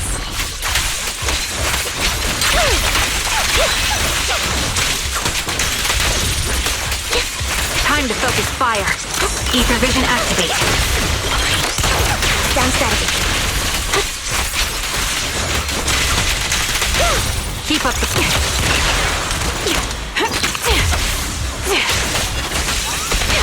Look at you. Proxy, the fissure that we're looking for is up ahead.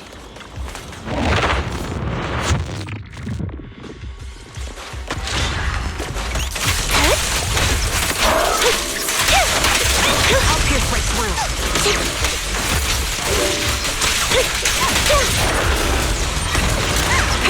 Recalibrating.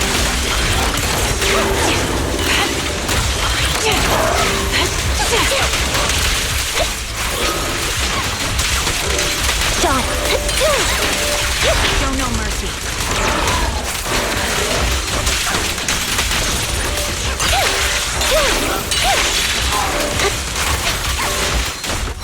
Dissolve.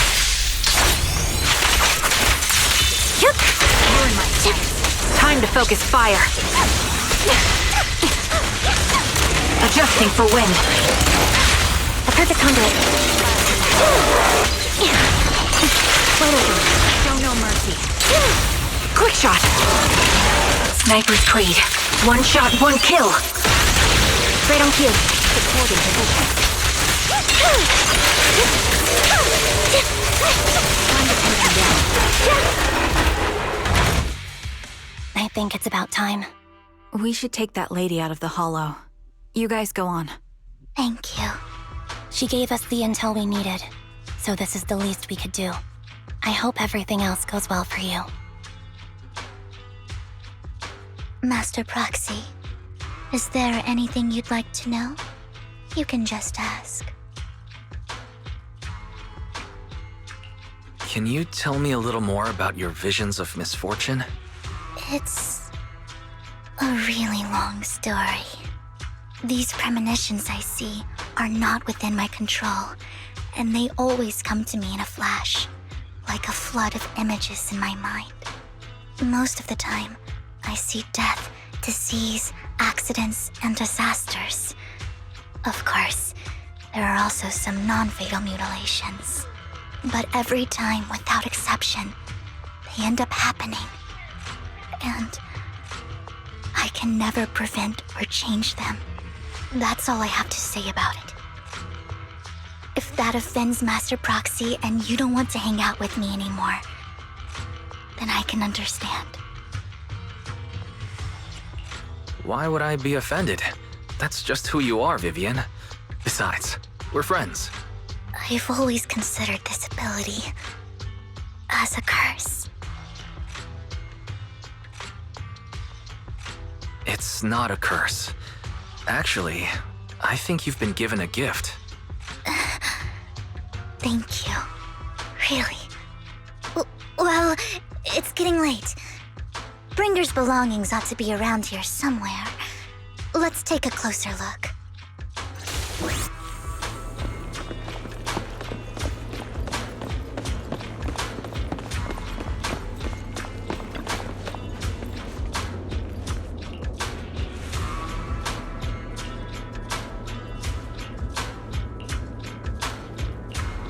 Looks like it isn't in here.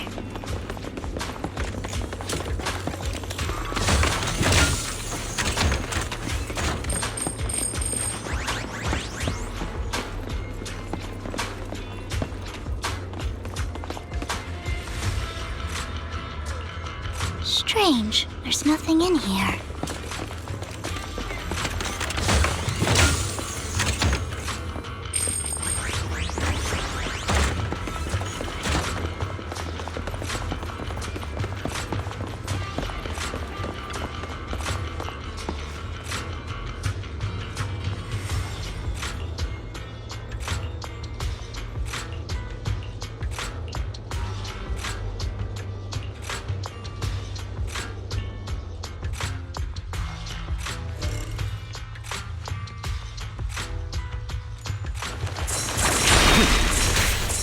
Is that all?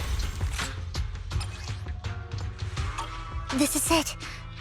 This notebook is what Bringer left behind. But I don't know what these markings on it mean.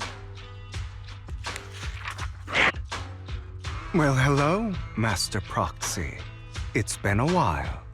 Oh, don't give me that scandalized look. I did just save your lives.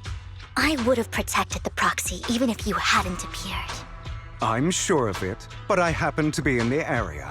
Worry not, dear companion. I have complete confidence in your strength. Hang on. Did you say companion? So you two know each other? Apologies. I didn't have a chance to mention it before. I'm actually part of the Phantom Thief Syndicate, Mockingbird. That's right. I was only able to slip in during the auction thanks to some help from Vivian backstage. So the whole time you were only bidding on the collections so you could get backstage and tamper with things? I warned you before. You can't rely on appearances. Don't worry, Master Proxy. We don't have any ulterior motives here. As you've probably heard, Mockingbird is a renowned Phantom Thieves syndicate in New Eridu that, despite its longevity, has managed to maintain the secrecy of its members' identities to this day. So, disclosing our identities to you is essentially the highest sign of good faith that a Mockingbird Phantom Thief can show.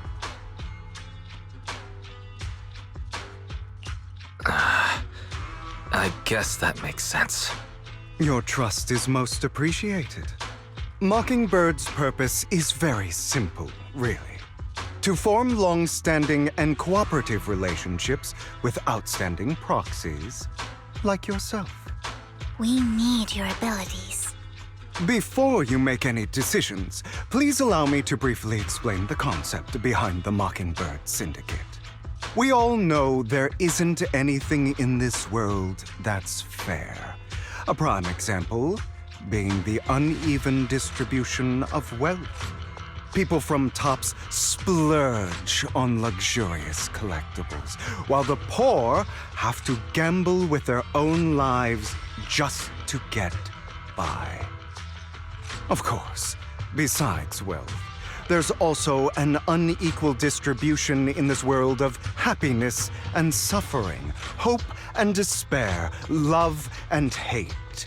It's all just so unfair.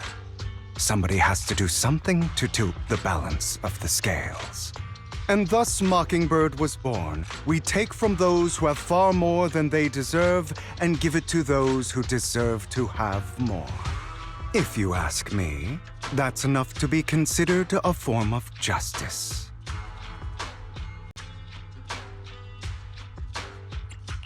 I don't really agree with this form of justice. No matter. Words inherently come with limitations. I intend to let my actions do all the talking. However, aside from these philosophical considerations, we also have a crisis on our hands to deal with. As you know, the Exaltists are plotting to use the power of sacrifice to launch an attack on all of New Eridu. We can provide you with all the latest intel, just like that notebook you found. Something those pompous housekeepers would never be willing to do. And the most crucial part of this whole game, the sacrifice core, is currently in my possession. I think that makes this a highly competitive deal. We share the same goal for the moment, stopping the impending disaster from playing out.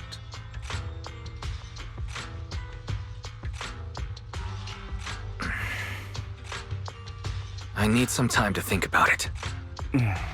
How about this? If you still have misgivings about our upcoming cooperation, then why don't you bring Lyacon along with you? He's got the support of the mayor's office behind him, and his presence alone is enough to keep me in check. That would put you more at ease, right? Of course, you're welcome to bring some other friends along, provided they aren't from public security or HSO.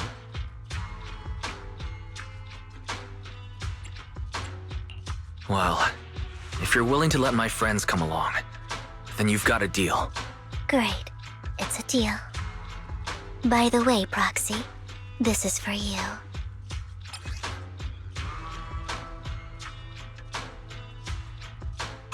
Consider it a souvenir commemorating our first time working together. For now, we'll carefully look through the contents of that notebook. I'll contact you if anything comes up.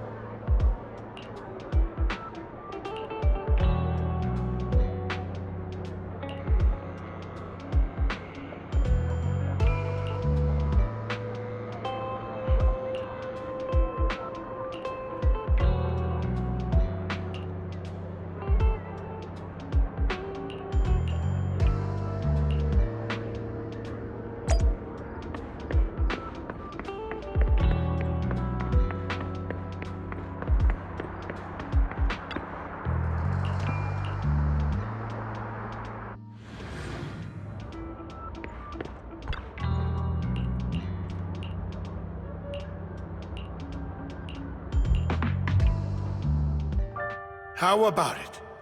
Will you work with me? Not bad. Let me be honest with you. I have the sacrifice core that you're after. I am Mockingbird. So it's you. I never thought you'd be so bold as to come see me alone. Relax, my friend. As you know, if I can sneak into such a heavily guarded auction, then naturally, I can just as easily slip away right now. I'm here with the sincere intention to seek cooperation. I can give you that sacrifice core. And what do you want in return? Wealth, glory, power. The things everyone else in the world wants, I want them too. And I'm confident that as the current heir to the Ravenlock family, those are all things you can give me. Then you've certainly come to the right place. My family is working on a big project. If things come to fruition, Ravenlock's status in Tops will significantly improve. At which point, I'll be sure to leave a spot for you. Naturally, as an outsider, you're precluded from handling any of our core business. But profits from the scraps alone will be enough to set you up for life. Mr. Hartman, I think you've misunderstood me. I have no intention of joining the Ravenlock family. In fact, I have an art gallery under my name that does pretty well for itself. I was hoping you could recommend me for Tops. You want to join Tops? That's easier said than done. Even for a family like ours, it would still require significant effort and... Just answer me yes or no. I don't think either of us can afford to waste time. I understand. Yes, you have my word. But in exchange, you'll have to give me the sacrifice core first. I'm sorry, but I'm afraid I can't. I've already hidden it somewhere safe, a place nobody else but me knows. You don't want to put all your chips on the table when dealing with Tops. I know that far too well. Then that means I also need to keep an eye out when working with the infamous Mockingbird, right? Mr. Hartman, I should remind you that I stand before you undisguised. Coming from a phantom thief who's never publicly revealed his identity, shouldn't that be sufficient assurance? If I betray you, then you merely need to lift a finger to wipe me from the face of this world. You do make a valid point there. In that case, you have a deal. I appreciate your trust. Why don't we celebrate our new partnership with a toast?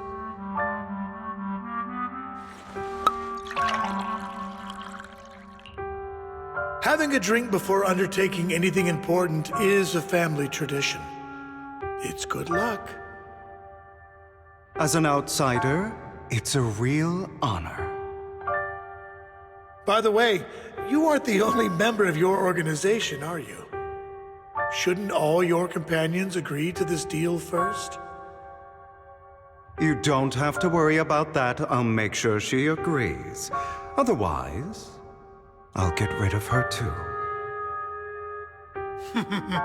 Seems you'll do whatever it takes to get things done. Great things lie ahead for someone like you. All right, let's leave it at that for today. I'll contact you about what to do next.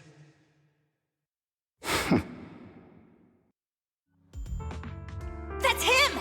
He's the one who killed Serena! She was the only one who was ever any good to him, right? That's how he repays her? That's why they say once a mongrel, always a mongrel. Just look into his eyes. Father! We have to punish him! Serena had been ranking ahead of him. Hugo must have poisoned her water so he could pass her. Pure evil. Typical for an impure bloodline. He should have been kicked out ages ago. Hugo, did you do all this? Yes, it was me. I killed her. He admitted it! Father, he must be expelled! He has no right to live under the same roof as us. Why don't we reunite him with Serena then? Nobody would ever know. Hugo, well done. My children, how many times have I told you before? In this world, only the most ruthless, cruel, and unscrupulous of people ever make it to the top. Like Hugo here, who was willing to murder his only true loved one without a second thought. Only someone with the means and the gumption to do that is qualified to be my heir. But I... It's all over now, and the results are obvious. The winner of this month's assessment is Hugo. As for the rest of you, go to the usual place for the punishment you deserve. But Father, before this, I was #1. As I've told you before, there's only room for one winner in this family. You're still a loser, even if it's by the smallest margin. And there's no reason for a loser to exist. This is all for your own good. Do you understand? Go on now. Receive your punishment for the sake of the family. Yes, I understand. I'm sorry.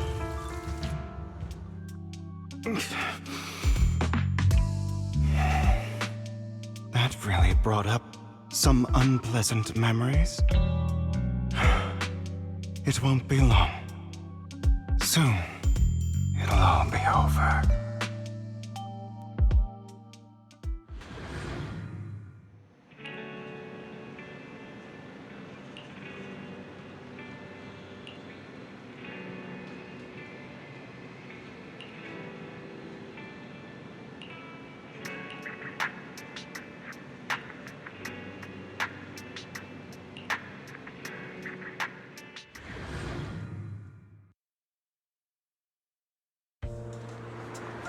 Thank you for escorting me here, Proxy. Today was quite eventful. If I were to head back now, you're a child that only brings misfortune. People have been saying that about me for a long time.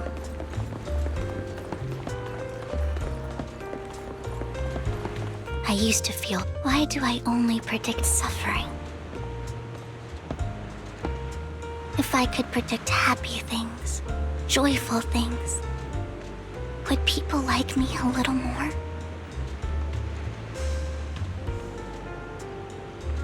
Maybe fate truly is set in stone.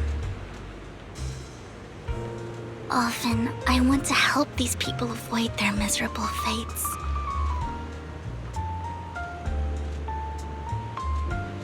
For a time, I even thought that I was successful, that I could change people's destiny.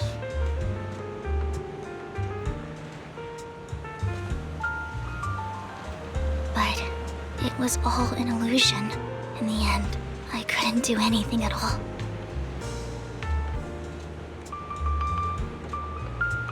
So, I was really happy when you said that my abilities weren't a curse, but a gift.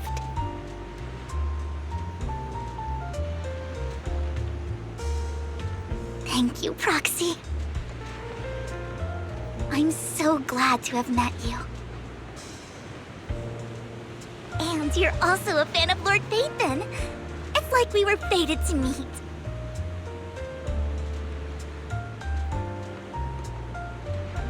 I don't know why, but I feel completely at ease when I'm by your side. I feel like I'm free from judgment, from from blame.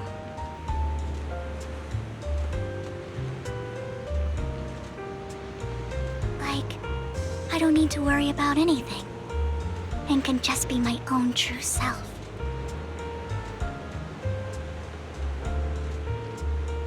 Perhaps people really do possess an aura, and ours just so happen to be extremely compatible.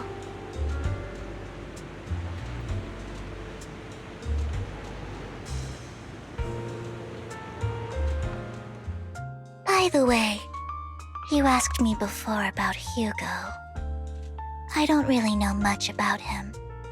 He rarely ever talks about his past.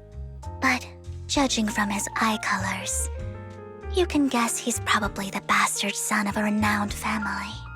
I think his mother was very worried about his different colored eyes, and even wanted to get rid of him at one point. But then his family offered a huge price and bought him off his mother for some reason. And just like that, he moved from a leaky and drafty boarding room to a luxurious mansion. But he's also mentioned that the extravagant home is actually like hell for him.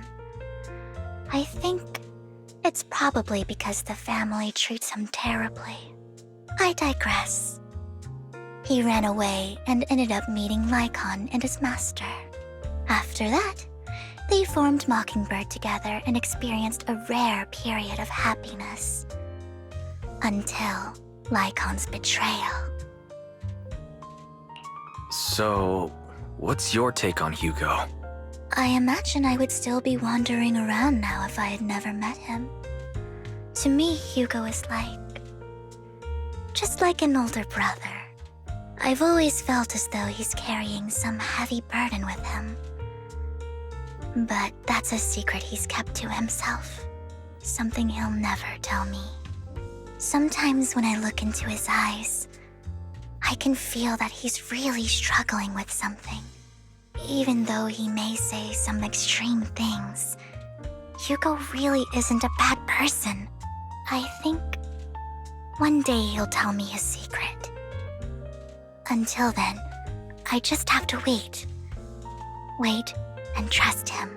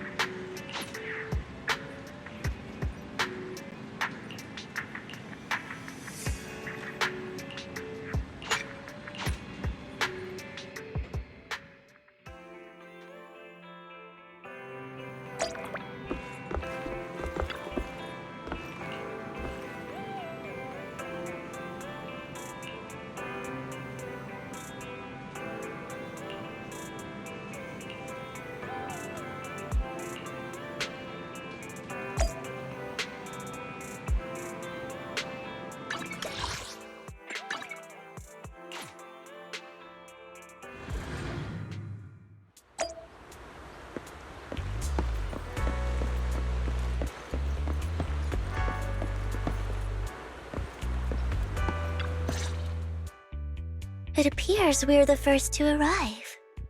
I thought we were running late. This might sound weird, but it's nice to think about getting to work with you from now on. I don't really know why that makes me feel so happy. Oh, it's because we're fellow fans! Anyone who likes Lord Phaethon can't be a bad guy.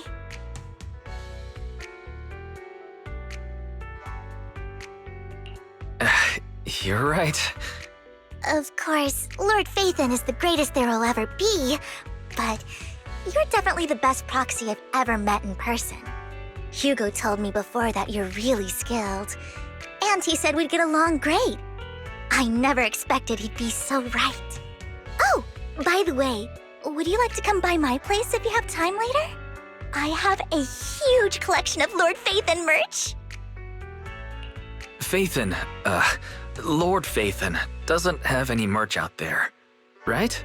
I mean, we don't even know what he looks like, for starters. It's all my own original merch, like screenshots of old internet comments. I print them out and turn them into postcards. Plus the avatars Lord Phaethon's used, the music playlists they recommend. I've organized it all. I'd love to show it all to you if we get the chance. Well, I appreciate the thought. Speaking of which, what's taking those two so long? Hugo said he had some preparations to do before entering the Hollow. I wonder how that's coming along.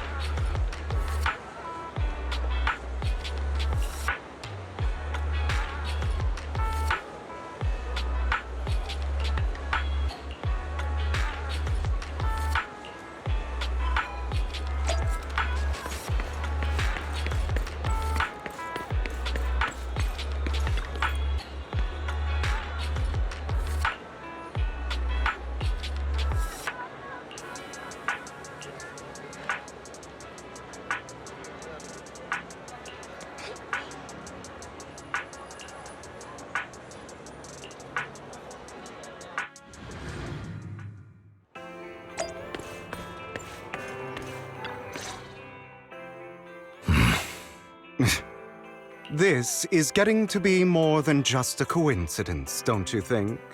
Or perhaps you are actually stalking me.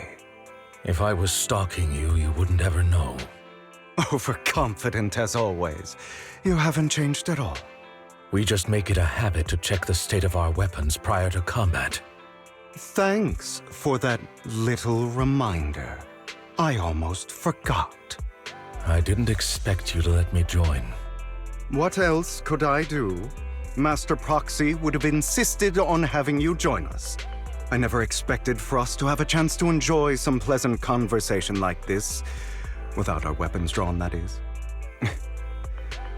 It really has been too long. I still remember when we first established Mockingbird. Indeed. That was a long time ago.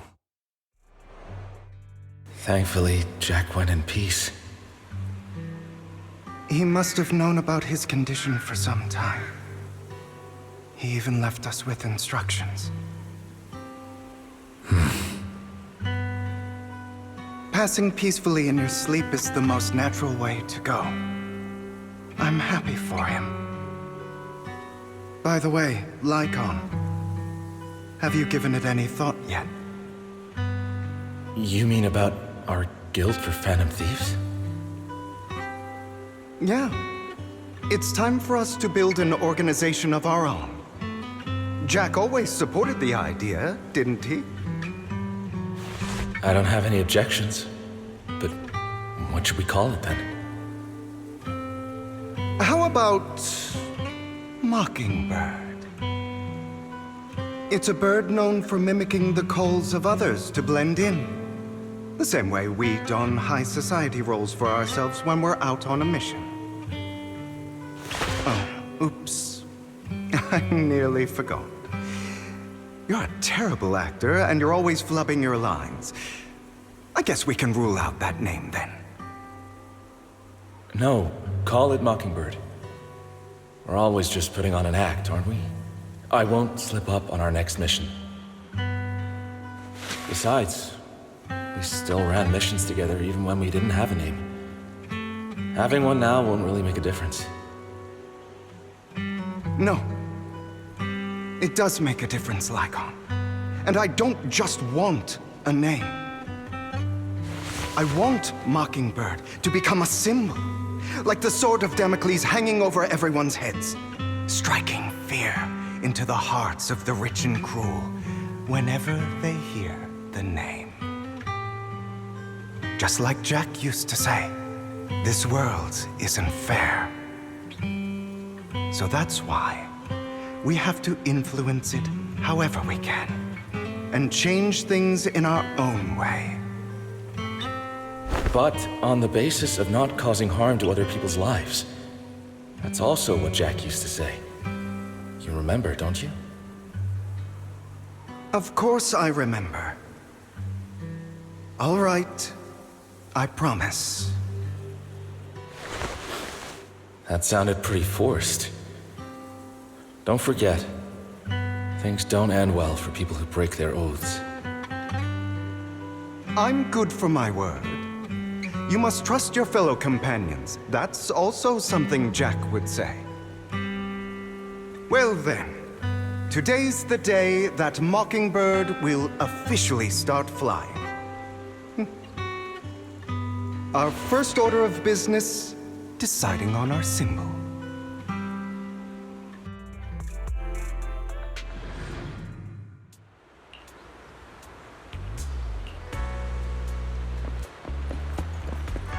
Looks like we're all here. Hugo, you're late again. Do forgive me. Someone was pestering me and wasting my precious time.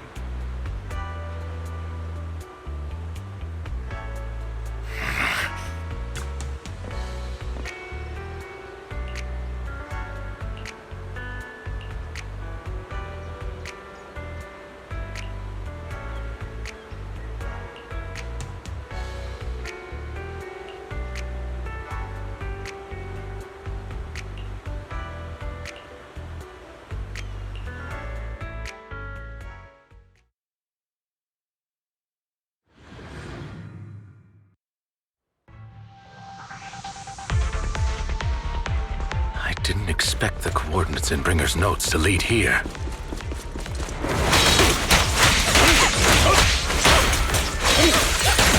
Oh, are you familiar with this place? More familiar than you, it seems. Proxy, if they're being too noisy, then I take action.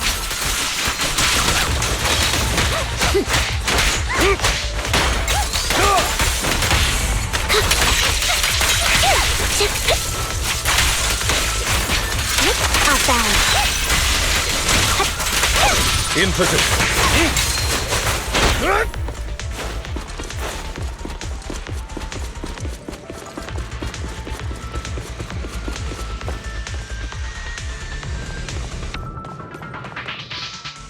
I don't enjoy obstacles in my path. The generator room should be nearby. Over here. Master Proxy, I hate to be the bearer of bad news, but there's something wrong with the circuit. It seems to be blocked. Don't tell me. Victoria Housekeeping's high and mighty attendants can't even fix a simple circuit. I can fix it, but I'll need a circuit diagram before I can do anything. I've seen diagrams for this type of circuit before. It's a pity that we're unable to connect to the outside world from inside the hollow. Just leave that problem to me. Wise, I just sent an image of a circuit diagram to you. Have a look. Thank you very much, Master Proxy. Now then, let's start repairing this circuit.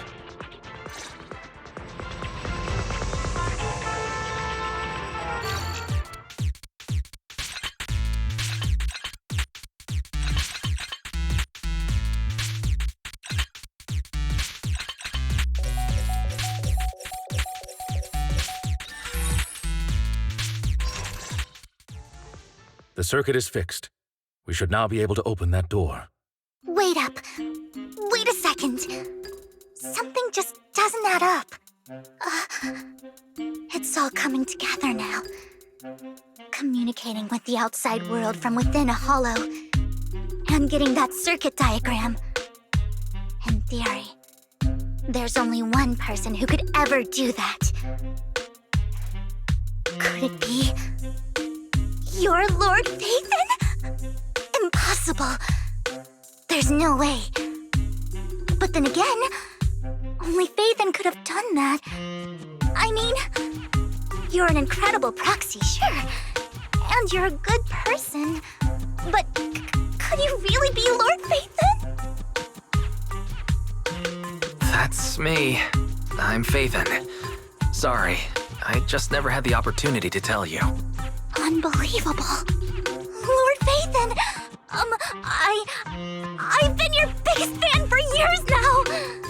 Goodness me, Lord Phaethon was right in front of me all along, and I had no idea. This is like a dream. Could you... I mean, if you're willing, could you please give me an autograph and a group photo and... Anything you want, but let's get out of the hollow first, all right? Okay. Sorry, guess I got a little too excited. Anyone would be enraptured meeting someone they admire that much. Yeah, if I ever met my favorite movie director, I'd be the same. We should keep moving. This isn't the best place for idle chit-chat.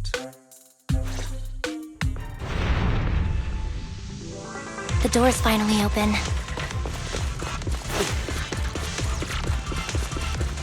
The proxy is Phaethon.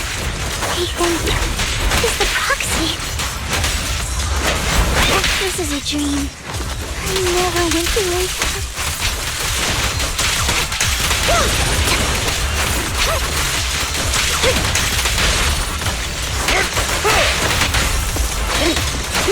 Roger.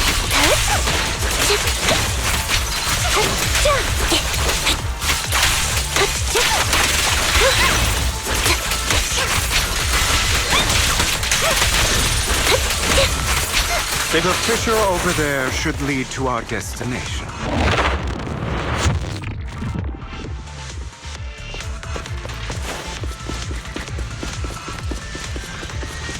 Lyacon, your fighting style wasn't so reserved in the past. Answer. I've matured. You call this mature? You're just being pretentious.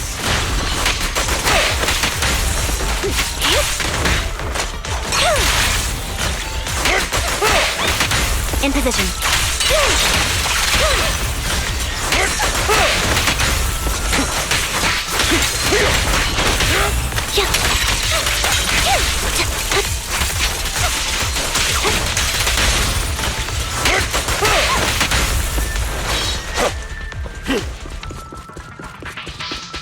A difficult foe, that one.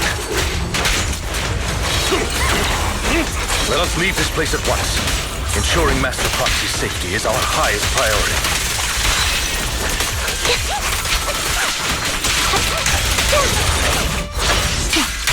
Loyal. I won't let anything happen to you, Lord Phaethon.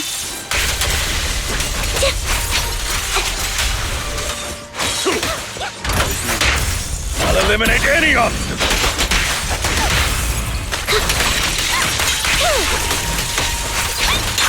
Wide open.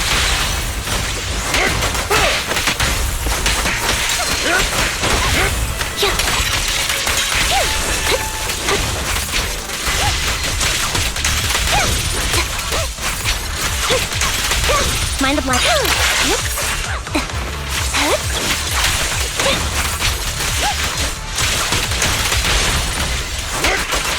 Lord Phaethon, how are you feeling? Are you tired? Do you need a break? Some food? Water?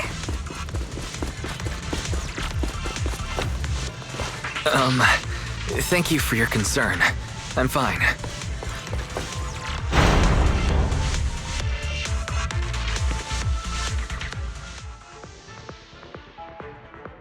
Master, a complex mechanism has been detected ahead. To pass through, you need to activate all 3 smaller mechanisms. Suggestion: split up and handle them simultaneously to save time. So, we have to head to 3 different places to crack this thing.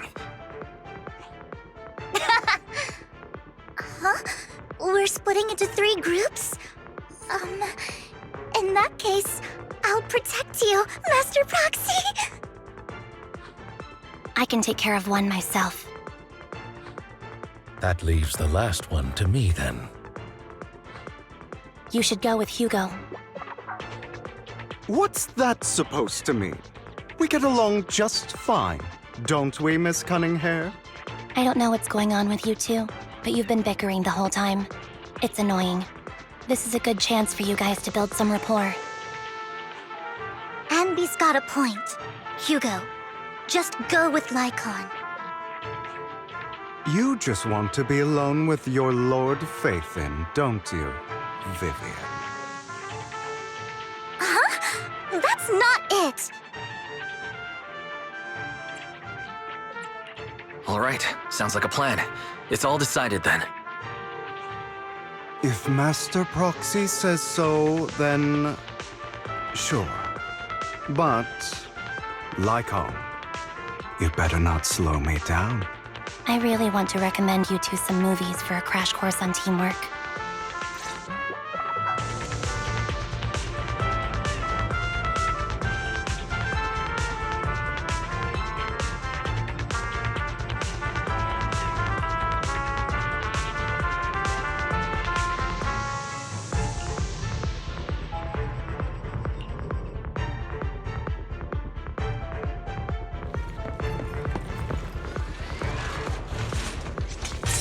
Lord Faithin, there are too many ethereals here.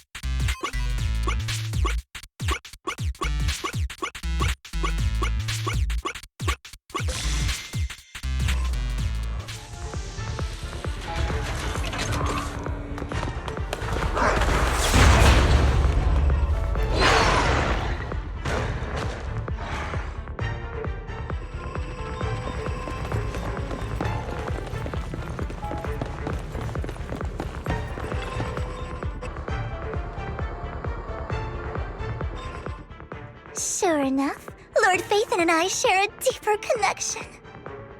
Sorry. I hope I'm not being too forward. Goodness me. Somehow I'm fighting alongside Lord Faithin. It's like all my dreams are coming true. I'm going to wake up any second now, aren't I? No, this isn't a dream. I'm real. See? You can even hold my hand. Not only is Lord Faithin incredible, but super kind. That's it. I pledge to be a die-hard Lord Faithin fan until my very last breath.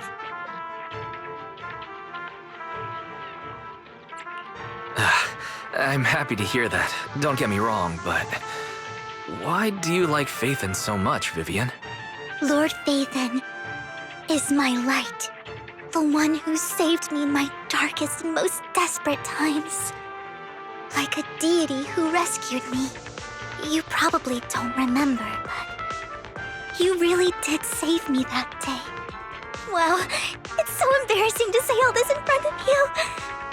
Sorry, I hope I'm not bothering you too much.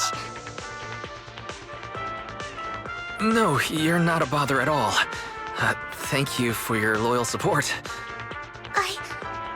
I should be the one thanking you. Just being able to see Lord Faithin makes me the luckiest person in the whole world. Sorry to keep babbling like this. I wonder how the others are doing. I'm sure s-anby will be able to manage. She's great at this kind of stuff.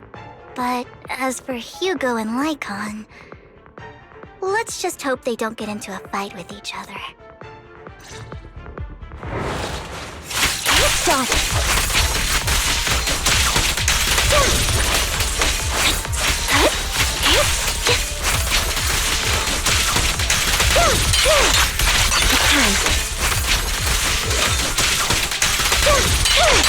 Off balance.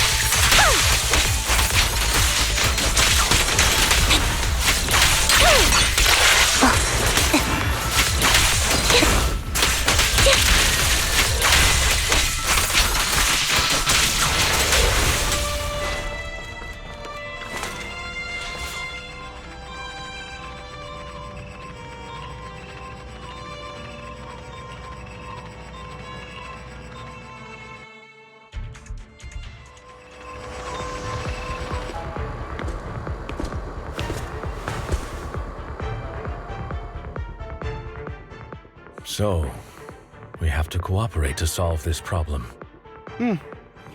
That's a real shame. I have no intention of arguing with you right now. Master Proxy and Miss Vivian are elsewhere, and we must rendezvous with them post-haste. What a coincidence. That's exactly what I was thinking. Just this once, we should trust each other. For the Proxy. I have no objections. Very well. Then you'd better keep your word. I know you've never fully trusted me, Lyacon, even before it all fell apart.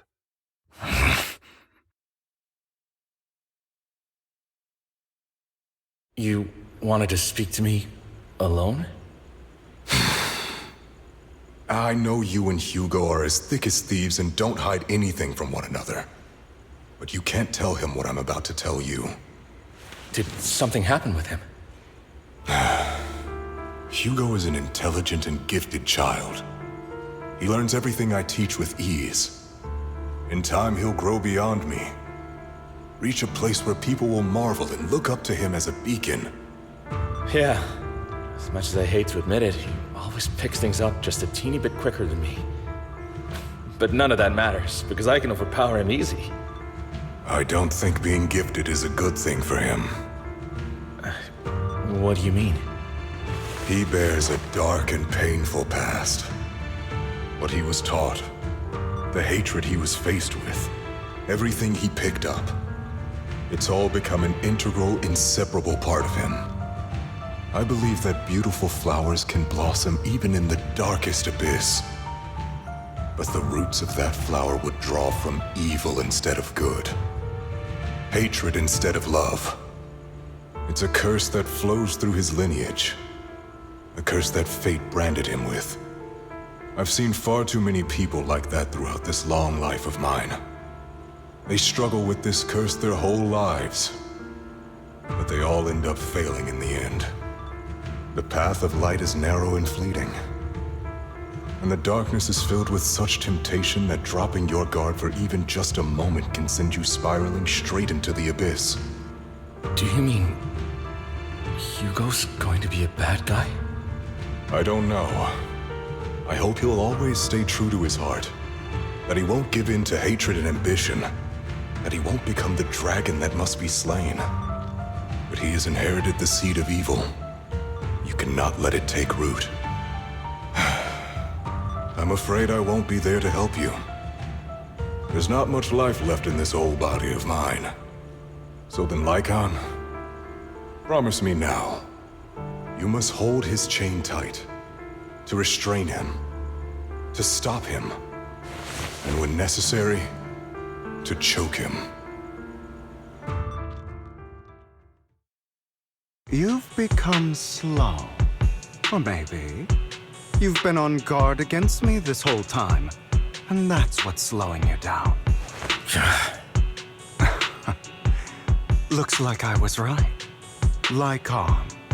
I hope you're aware that the one who betrayed Mockingbird and went to work for the Mayflowers was you. Not me. I would never betray my companion. I don't wish to repeat myself, but you should not break our oath. That's the path I've chosen, and I'm going to stick to it. But you know that path will lead you the wrong way. Who are you to lecture me about right and wrong? I believe any path that makes you feel pain must be the wrong one. Your disgusting sympathies make me sick, Lyacon. There's only ever been one person who can kill me or save me, and that is me.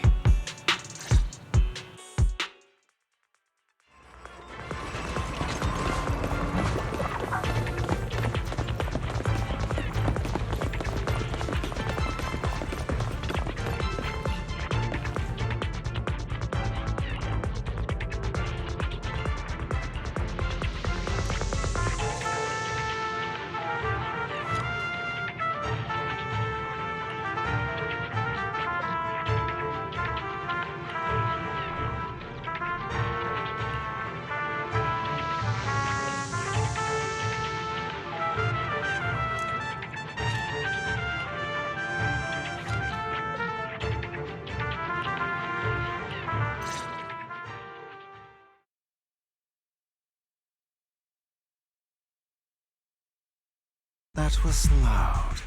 What's happening up ahead? Hold on, everyone. I'll go check it out. It's probably multiple ethereals attacking. Just in case, I'll go with you. Vivian, you should go with them too. Keep an eye on Lyacon, will you? I'm worried he might sell us out to the mayor when he gets the chance. I'd never do that. But if Miss Vivian wishes to join us, she's more than welcome. Okay. Then I'll go with you. Why do you look so nervous? I've spent so much time by your side already. I need to get away from Lord Phaethon for a little bit, or I might die from this overwhelming happiness. If that's the case, Miss Vivian, feel free to come along with me. Okay. All right. So, how does it feel to be worshipped, Lord Phaethon? You had that figured out a while ago, didn't you? Sharp as always. But of course, I couldn't spoil it for her. She has to figure it out on her own. That's what makes it special. Not only that, you asked Lyacon and Vivian to leave for some reason. Is there something you'd like to say to me? I can't keep anything from you, can I? I've always treated Vivian like my own little sister.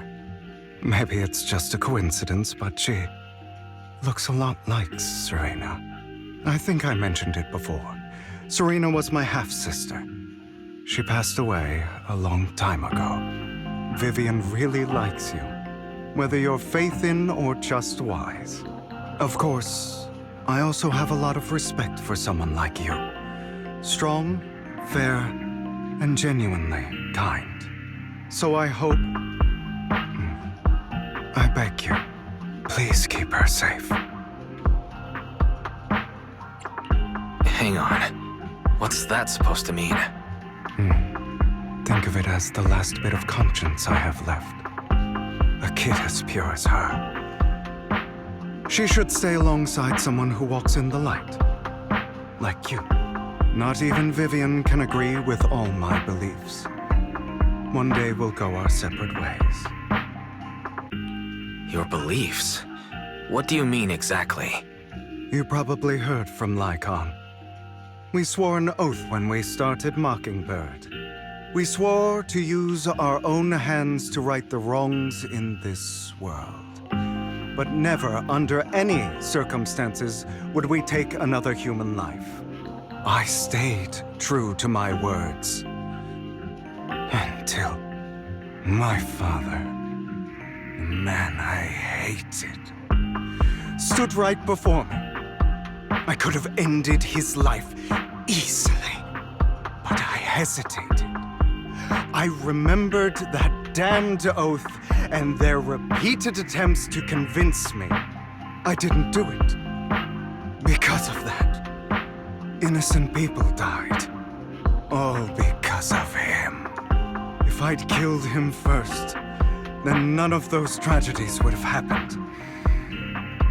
People like him don't deserve to live. After that, I realized sometimes taking one life really can save countless others.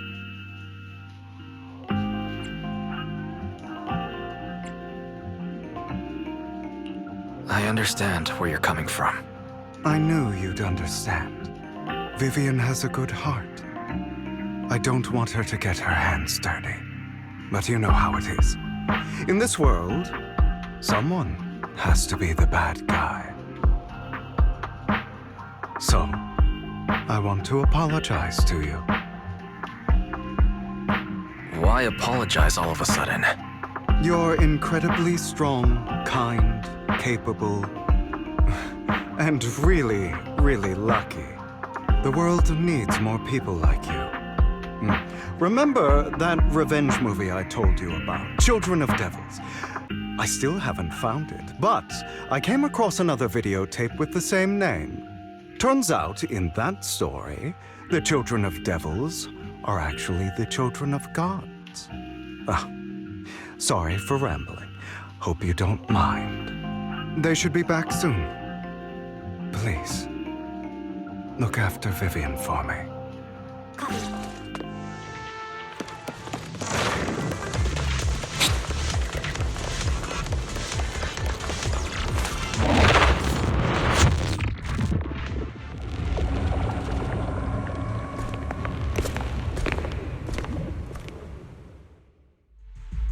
What is this? It looks like a cocoon. Careful, everyone. If I'm not mistaken, that's a sacrifice in there. It appears to be in hibernation. We don't know when it'll wake up. If it does wake up, we'll be in serious trouble. Wait, those spots Bringer marked in his notebook. Are you saying each one might have a sacrifice like this? That means there must be at least a dozen of them. And that's only counting the ones we know so far. These sacrifices may still be hibernating, but the fact that there are so many of them out there is terrifying. The Exaltists must have a way to revive them. And that's not all. These sacrifices can exist outside the Hollows. If they make their way into populated areas, I'm afraid it will lead to a catastrophic disaster likened to the fall of the old capital. That's almost certainly what they meant by vengeance against all New Eridu. Let's find a way to get rid of these sacrifices. We can't let the Exaltists have them. Thank you for helping me find this sacrifice. But sorry, kids. You won't be the ones to keep it. it's that annoying old man. Why is he here? I'd advise you to choose your words wisely, young lady. You are from the Ravenlock family. So it was you. That face. Oh, I know you. I heard about what happened to your friend. Truly unfortunate. If only she'd been smarter. It seems your goal was this sacrifice all along. You've been tailing us, haven't you? Keeping your distance so that I wouldn't notice. As expected of a Wolf Thyran, you are very perceptive. That's right. All thanks to your ex-partner, we were able to carry out our plan smoothly. My ex-partner? I'm not exactly happy being called that. but what he said is true. Wait, Hugo, what do you mean? I made a deal with Mr. Hartman in advance. So, would you kindly step aside and let us have this sacrifice? Of course, you can choose to refuse, but if you do, then I'll have to take coercive measures. What did you offer him? Everything we know about the sacrifices plus the core itself. But why? It's simple. I want to climb higher. Mr. Hartman offered me a chance to join Tops. Who could say no to that?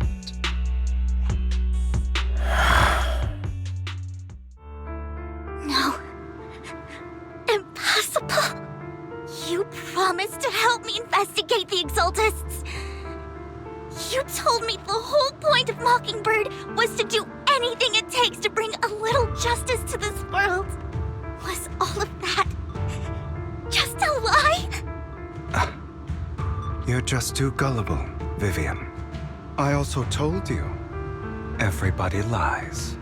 To hide their true intentions, people lie so smoothly, they don't even bat an eye. You... What a wonderful show of betrayal and backstabbing! Bravo! I've got no interest in your little feud. But would you all be so kind as to step aside? My men still have some delicate handiwork to do. To extract that sacrifice behind you. Over my dead body. Mind the blind spot. A perfect conduit.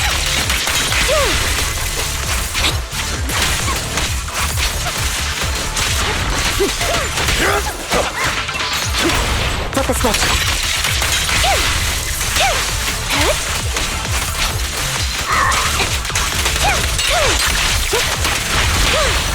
Stay calm now. Answers.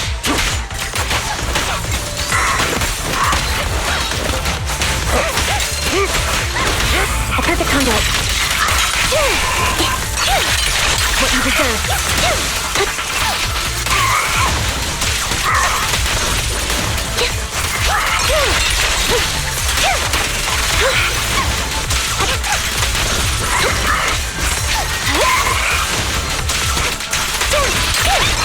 Now you pay.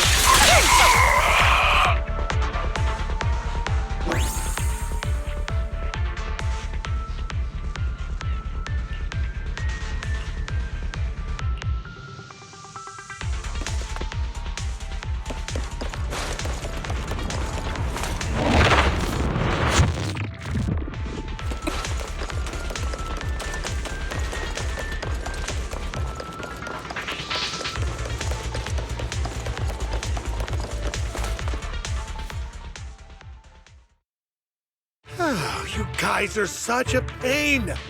Hugo, stop standing around. Time for you to act. We had a deal. Give me the sacrifice core now. Did we? I don't remember. I imagine this is your favorite kind of entertainment. Watching allies betray each other, suspicion festering until it all turns to bitter hatred. Seeing people tear each other apart like wild beasts, just like your decaying family. Does it comfort that dead conscience of yours? What's that supposed to mean? I am loving the look on your face right now. Right when you think you've succeeded, I'm here to tell you it was all fake. None of it was real. Let this pain sink in. It's karma for what you did to me back then. You're insane. I have no idea what you're talking about. You still don't recognize me, do you? Let me give you a little hint. My full name is Hugo Vlad Ravenlock. That's impossible. You're part of our family? I may be an illegitimate child, but I have the same blood flowing in my veins as you. I know you. You're that bastard of his. Damn it. I could have sworn you were already. My dear uncle, you were never worthy of your position. You have no claim to the Ravenlock lineage. You may have killed all of my father's other children, but sorry to disappoint. I'm still alive. I am the true heir to the Ravenlock family. You're a bastard. You have no right to inherit the family. That's not for you to decide. Master Edmund is very supportive of my claim. Edmund? That's impossible. You weaseled your way into Top's inner circle? Master Edmund doesn't care who achieves his goal. In other words, he'd happily let me take over the Ravenlock family, as long as I'm more competent than you. This can't be! You don't know the family's real secret! I know a lot more than you think, including everything that you've done. Just give up. You never even stood a chance. Damn it. This was all fake, right? You were just putting on an act to fool this old man, right? I actually fell for it. Don't do that again. At least give us a heads up next time. Vivian, everything I did was to rightfully inherit the Ravenlock family. That part is true. Now, I'm going to kill this man who stole what was never his. I'll make sure he can never be a threat again. You can't kill him.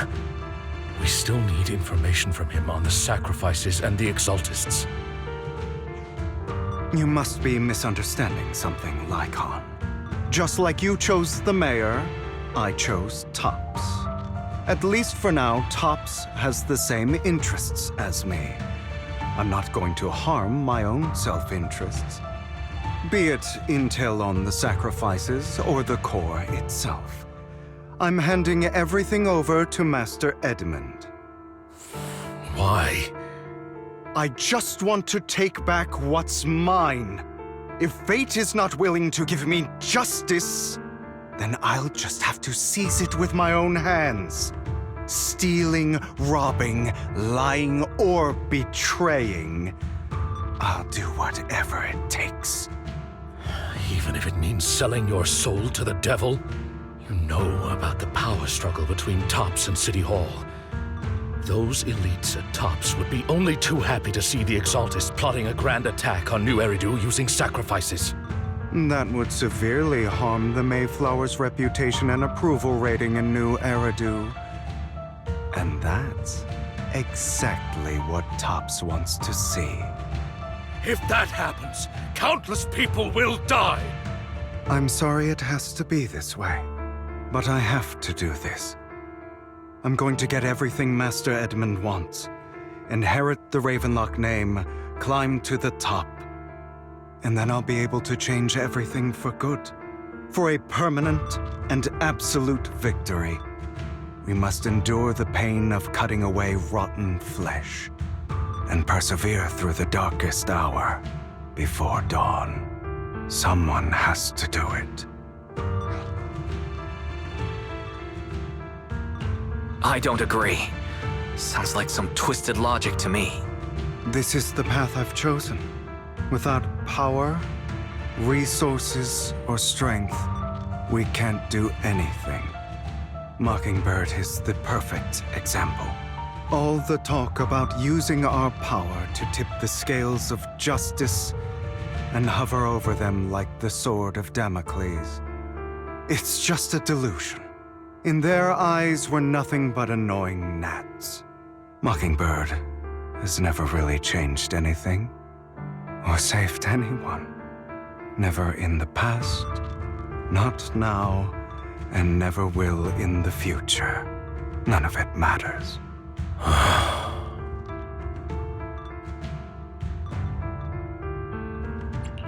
I understand your feelings, but don't be consumed by it.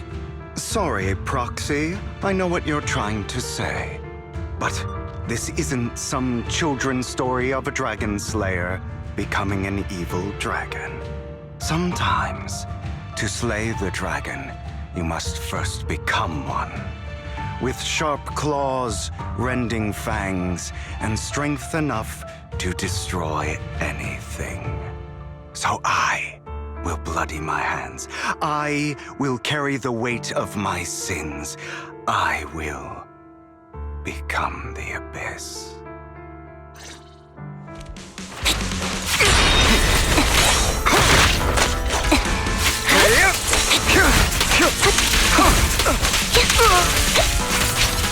It's about time you kneel.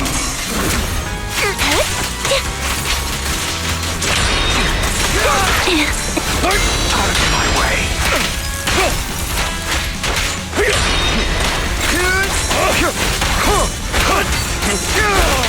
Amateurs.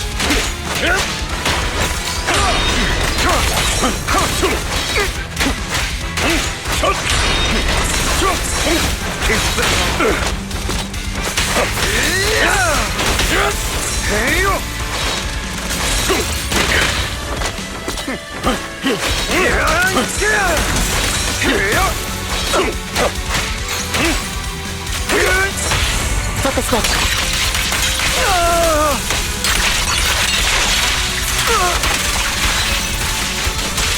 Keep focused. What you deserve.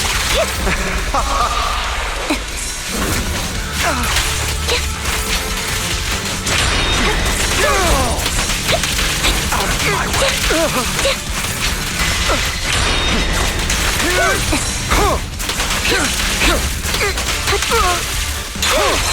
Now you play. Off balance.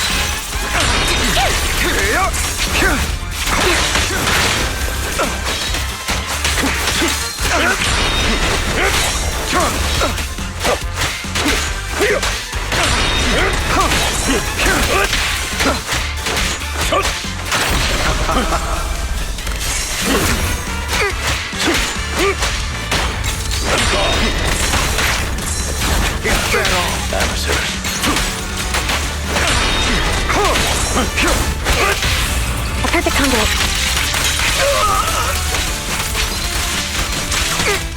I won't back down.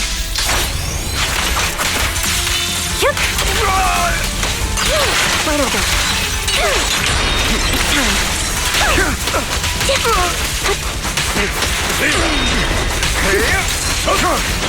I'll bite your throat out.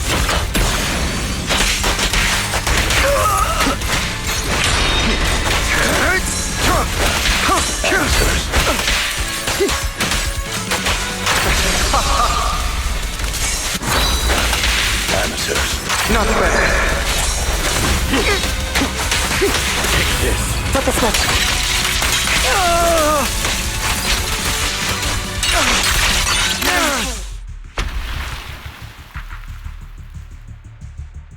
All right, you got me.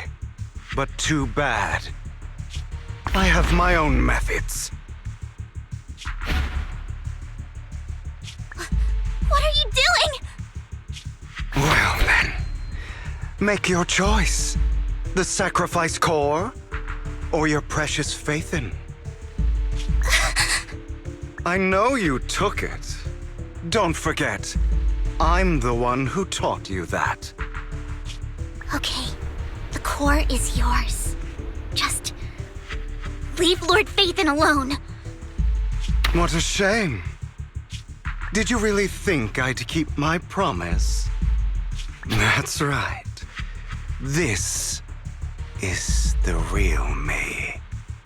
What's the matter? Thinking of killing me? Didn't you say all life is precious? Drop your foolish facade. I knew it. You... He has inherited the seed of evil. Do not let it take root. When the time comes, you must be the one.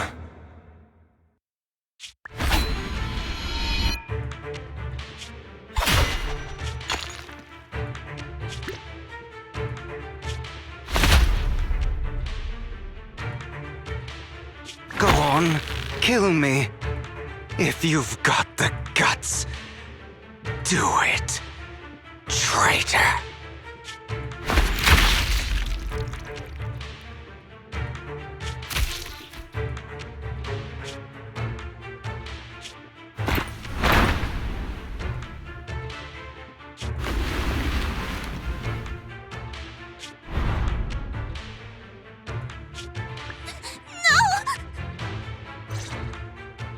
Master Proxy, are you okay? Are you hurt? Don't worry. I'm fine. I just didn't expect things to turn out like this. Lord Vathan, I'm sorry. I had no idea Hugo would do that to you. I'm so sorry. It's all right. No matter what, this isn't your fault, Vivian. If only I'd noticed sooner. I should have realized earlier.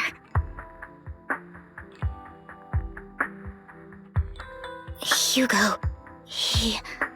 That's a hollow down there. If you need, I can arrange for someone to go in and search for his body. That isn't necessary.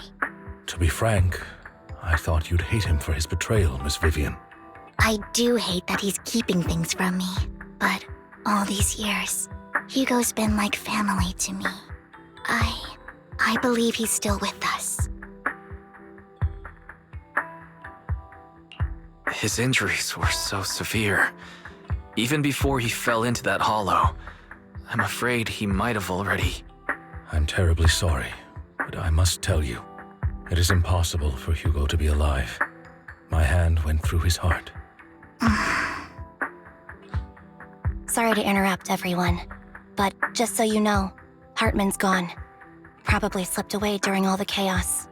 I'm sorry, I was so focused on Master Proxy's safety, I wasn't paying attention to him. Same, but it doesn't matter. We all know what he did. And he will pay for what he did today. Yes. I'll be reporting all of this to the mayor. He's not getting away with this. Well then, now that it's all over, let's head back.